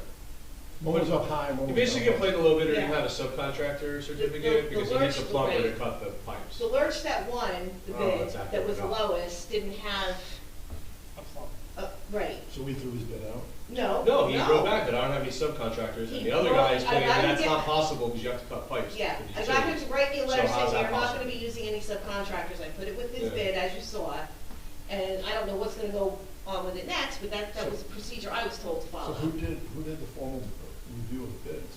Did you guys do that? Okay, here's what happened, okay? Good question. I was told, you're the clerk, you have to do it. I wasn't comfortable with that, I said that at least 5 times, and plus you scheduled this on a date that I had scheduled off a month prior. We don't and have it the was pretty borough, much- we don't have the borough engineer yet. Yeah, Well, I was because the pretty much. engineers got involved, so TNM should have, and it was in their scope. TNM It's had in no, their wait, scope. TNM had no idea, because they just asked me, what happened? I thought it was Where'd in this their, go? I thought they They had created a pre-award. scope for Larry, I don't know, months ago, and he just repackaged it. Yeah, he Everything didn't that tell he TNM. did was total Larry show. There was no engineers, I- the borough I- engineer standing right here knows nothing about it. I told you, Other parts I are this, nothing remember about I it. told you I called him and left him a message? It's pretty wild, So Paul. how can we get this, are we gonna accept the award? We need a time frame for the artifacts, because everything That's- backs from the artifacts. and we can- And then if the artifact is gonna take 90 days, then you might as well just run the bid again. Why? Because you don't need a change order in the event that you need, because we were just talking about how much dirt you need to fill the basement. It's already in the spec that they have to fill the basements. If that's the case. The RFP then- says, okay. the spec says you have to backfill everything. In short, the reason we don't have an NCV sitting here is because he didn't draw it and I've never, they didn't even send it to me. And So, they more. when I sent to the guy here, I was like, me and Ben have to It get was never together. his job to do that. Correct. And they were in a rush to get this done, and they said, oh, let's give it to the clerk. That's what happened, So, in a so nutshell. first. The engineer who did the bid spec should have reviewed the bids. Yeah, Yeah. absolutely. Yeah, thank you. So we should pull the contract. What is it in their contract? Because they were paying You're them. more than welcome I to don't come think back and they take ever a told look. them, honestly, Paul, I don't think they ever What told them they happened? were using their work product. God's honest truth. Somebody had to put out the bid document. Yeah. Erica did. Meredith gave it to me and said, advertise this, and make 20 copies and leave them up front, It and may put it not on the even be- website. it might This not is So how he this just is grabbed, he done. just grabbed what he wanted to. He Yes. grabbed the spec for the demo, Yep. And he didn't include any, he had reference documents that were there which did not include the existing site plan. Yeah, no, It was we structural saw it. evaluation, et cetera, but the existing site plan, which is on the website, was not a reference document either. That's because you have a bunch of people in here who don't know what they're doing, and they just wanted, his maxim was do it. And there was no thought behind it. He was about to give away that stuff, just wrote the lady a check and was about to let them walk out with it with no resolution, like, you know, I can't. That's the whole, yeah, that's the whole. Honestly, we can't answer for it. All we can do is look at what's out there and then try to modify it to what you want. That's really where we're at. So then we really gotta come to conclusions. Do we say, is there a problem awarding this contract or not? If we can. That's what me and Ben need to figure out. That's what I referred to in the beginning. If we can do it again, we did the first meeting in February and we're on our way with a change order to demolish the building. If we cannot, then we need to rebid it, figure it out. I guarantee you, they'll apply again. Yeah, they'll all bid again. We have like 7 bidders. Getting bidders is the 8. problem. No, that's not, It's yeah, 8. it's just time, it's just time. And so we have a bid, it's our bid. And like I just told Ben, whoever does it, I don't care who does it, I want them in the room with me, and I want them. We'll have stuff. Ben. Basically, we'll have Ben. Let's figure out what it is. We also. But yes, we're not gonna do it the way we did in December. Thank ever you. again. From a liability standpoint, T&M documents were used, so we do need to close the door on that. Yes. And know that, okay, either have him complete his Yeah. pre-award meeting, the scope of T&M's contract, in particular, or Greg. And we have to figure out, because we want to go back and if there's a problem with their spec and with their documents, you know, they're gonna argue, well, we didn't put that out to bid, you did. You know, Right. We gotta make sure. But we can reject all bids and have no harm, no foul. And start over. Even though we. That's one option. I mean, I had Mr. Nathanson asking me, where did We this already go? awarded. I don't know. We've already awarded, yes, we Yeah. did, a No. resolution. No, we didn't award Never it. passed. We never awarded It's it. been on the agenda 17 times, never passed. Yeah, never, yeah, I thought it was. no, it failed every time. They passed a resolution to agree to demolish the building. No. There was a bid accepted, and the clock started, and the resolution passed the award, and then the clock started, and February 19th, we have to formally award. We received everything on December 20th, so we ran the bid. But they put a resolution on multiple times, and it was never adopted. Failed to every award. time. It never went through. Even in the December 11th Yeah, meeting. yeah. Because I was pretty sure that actually, that we had accepted that, awarded that bid. It was something with that, I think you're thinking. I don't think we did not accept the award of the bid officially. No. They passed some sort of resolution agreeing to make the subdivision, like, do this. No, there was another, double check. I know they did not award this, Paul. Yeah. They didn't. I'm pretty, They I thought did not- there they- I there would- wasn't a well, I would- resolution I- to award. There's been I a would resolution know. on the agenda There's at been a least 4 times. resolution on the agenda, and 5 it's times, failed every but time. no one's ever, yeah, it's failed every time. When I did would they know if receive we the bid? passed that. Erica, when was the December bid? 11th. December.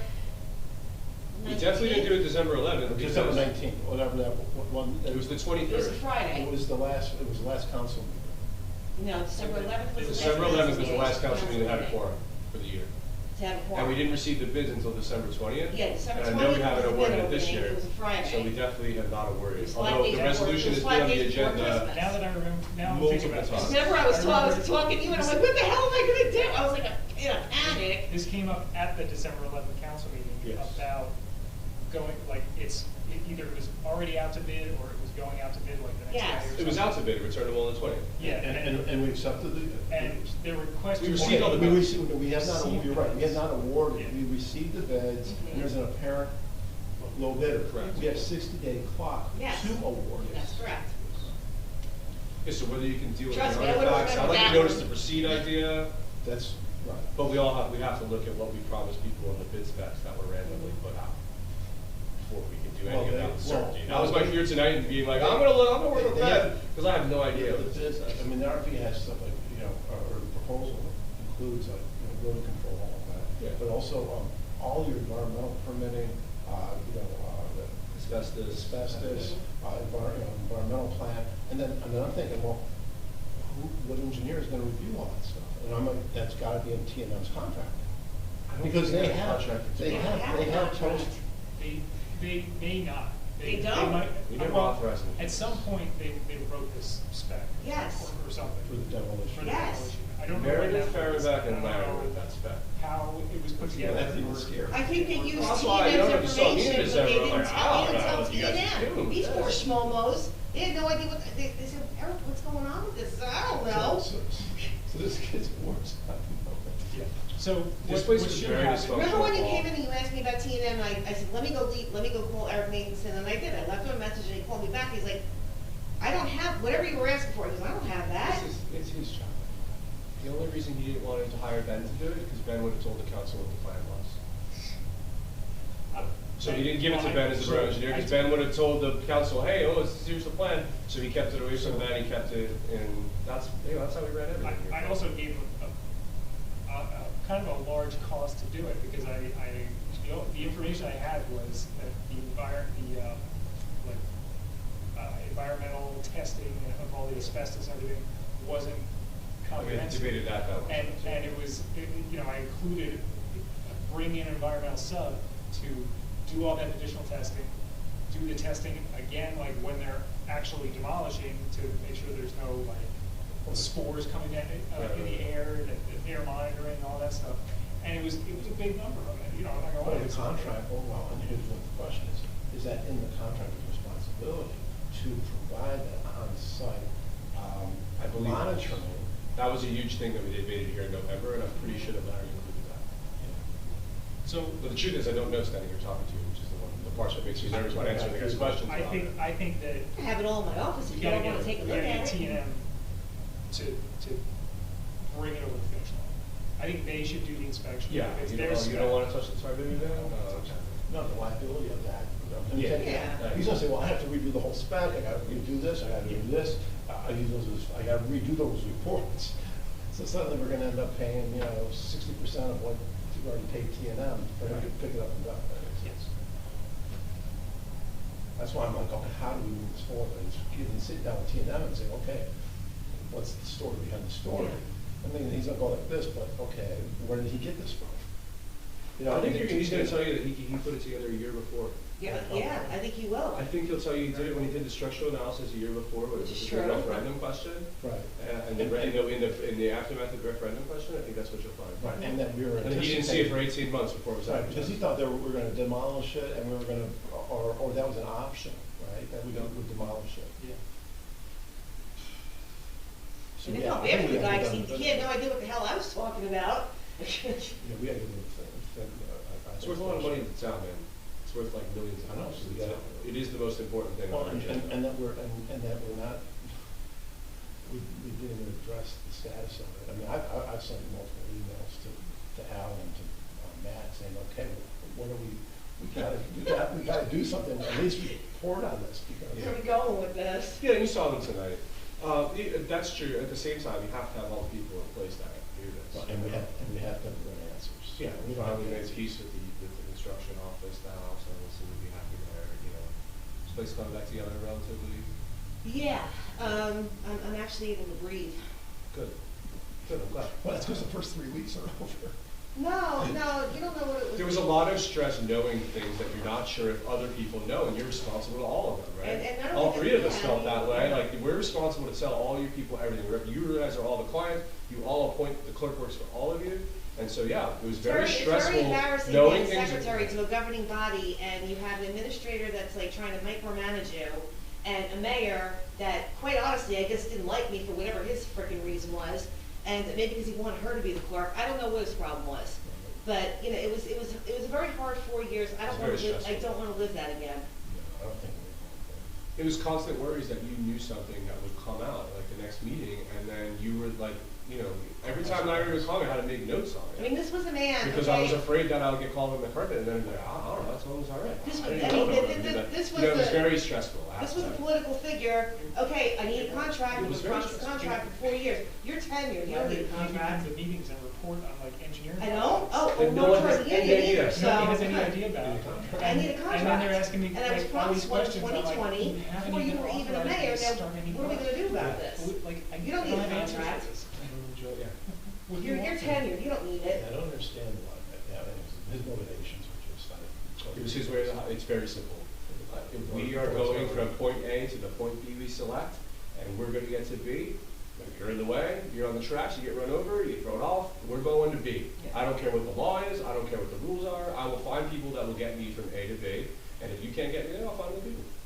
Yeah, if you don't do what I say, or I don't like the way you're doing it, then, you know, Yes, you're if not. it's not done my way, you're in trouble. You're in trouble. And if you tell everyone else that you're doing it my way, instead of their way, you're in trouble too. So it was a very difficult way to run the town, and it was very stressful for the two of So us. you're just doing the Sixth Avenue, Fifth Avenue, what we're doing now? Long story short, I think we worked on the project, and Larry told you to line the sewer, which is a huge thing here because the engineer before Ben, Avakian, paved the street with an old sewer line under it, and then the sewer line failed, and it was like this huge thing here.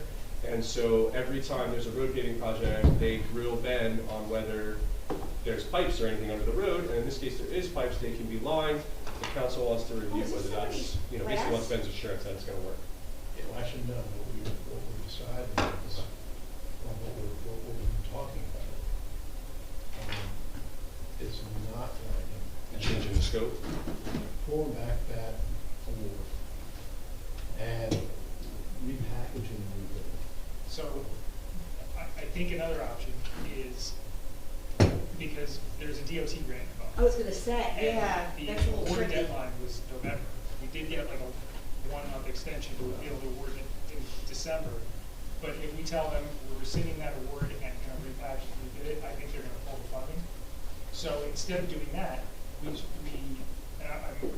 gonna try and set up a meeting with the mayor and Matt to talk about this, is just pull out the lining from the contract we already have and tell the contractor, listen, you are still awarded this project with paving and concrete and everything, and we want you to just hold off for a couple of months. We're gonna do a different bid to just do the sewers, and maybe you'll win that bid too. You know, I hope you do. He's already mobilized, so he should. So we're gonna do that first, and then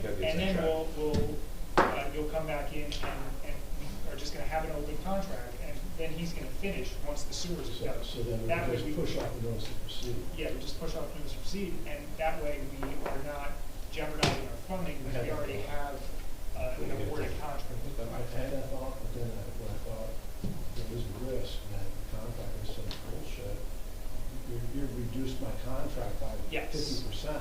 Yes, that is definitely. I can't do that project for that price now. Right, and that's a good, definitely consideration, a conversation I've had with the contractor.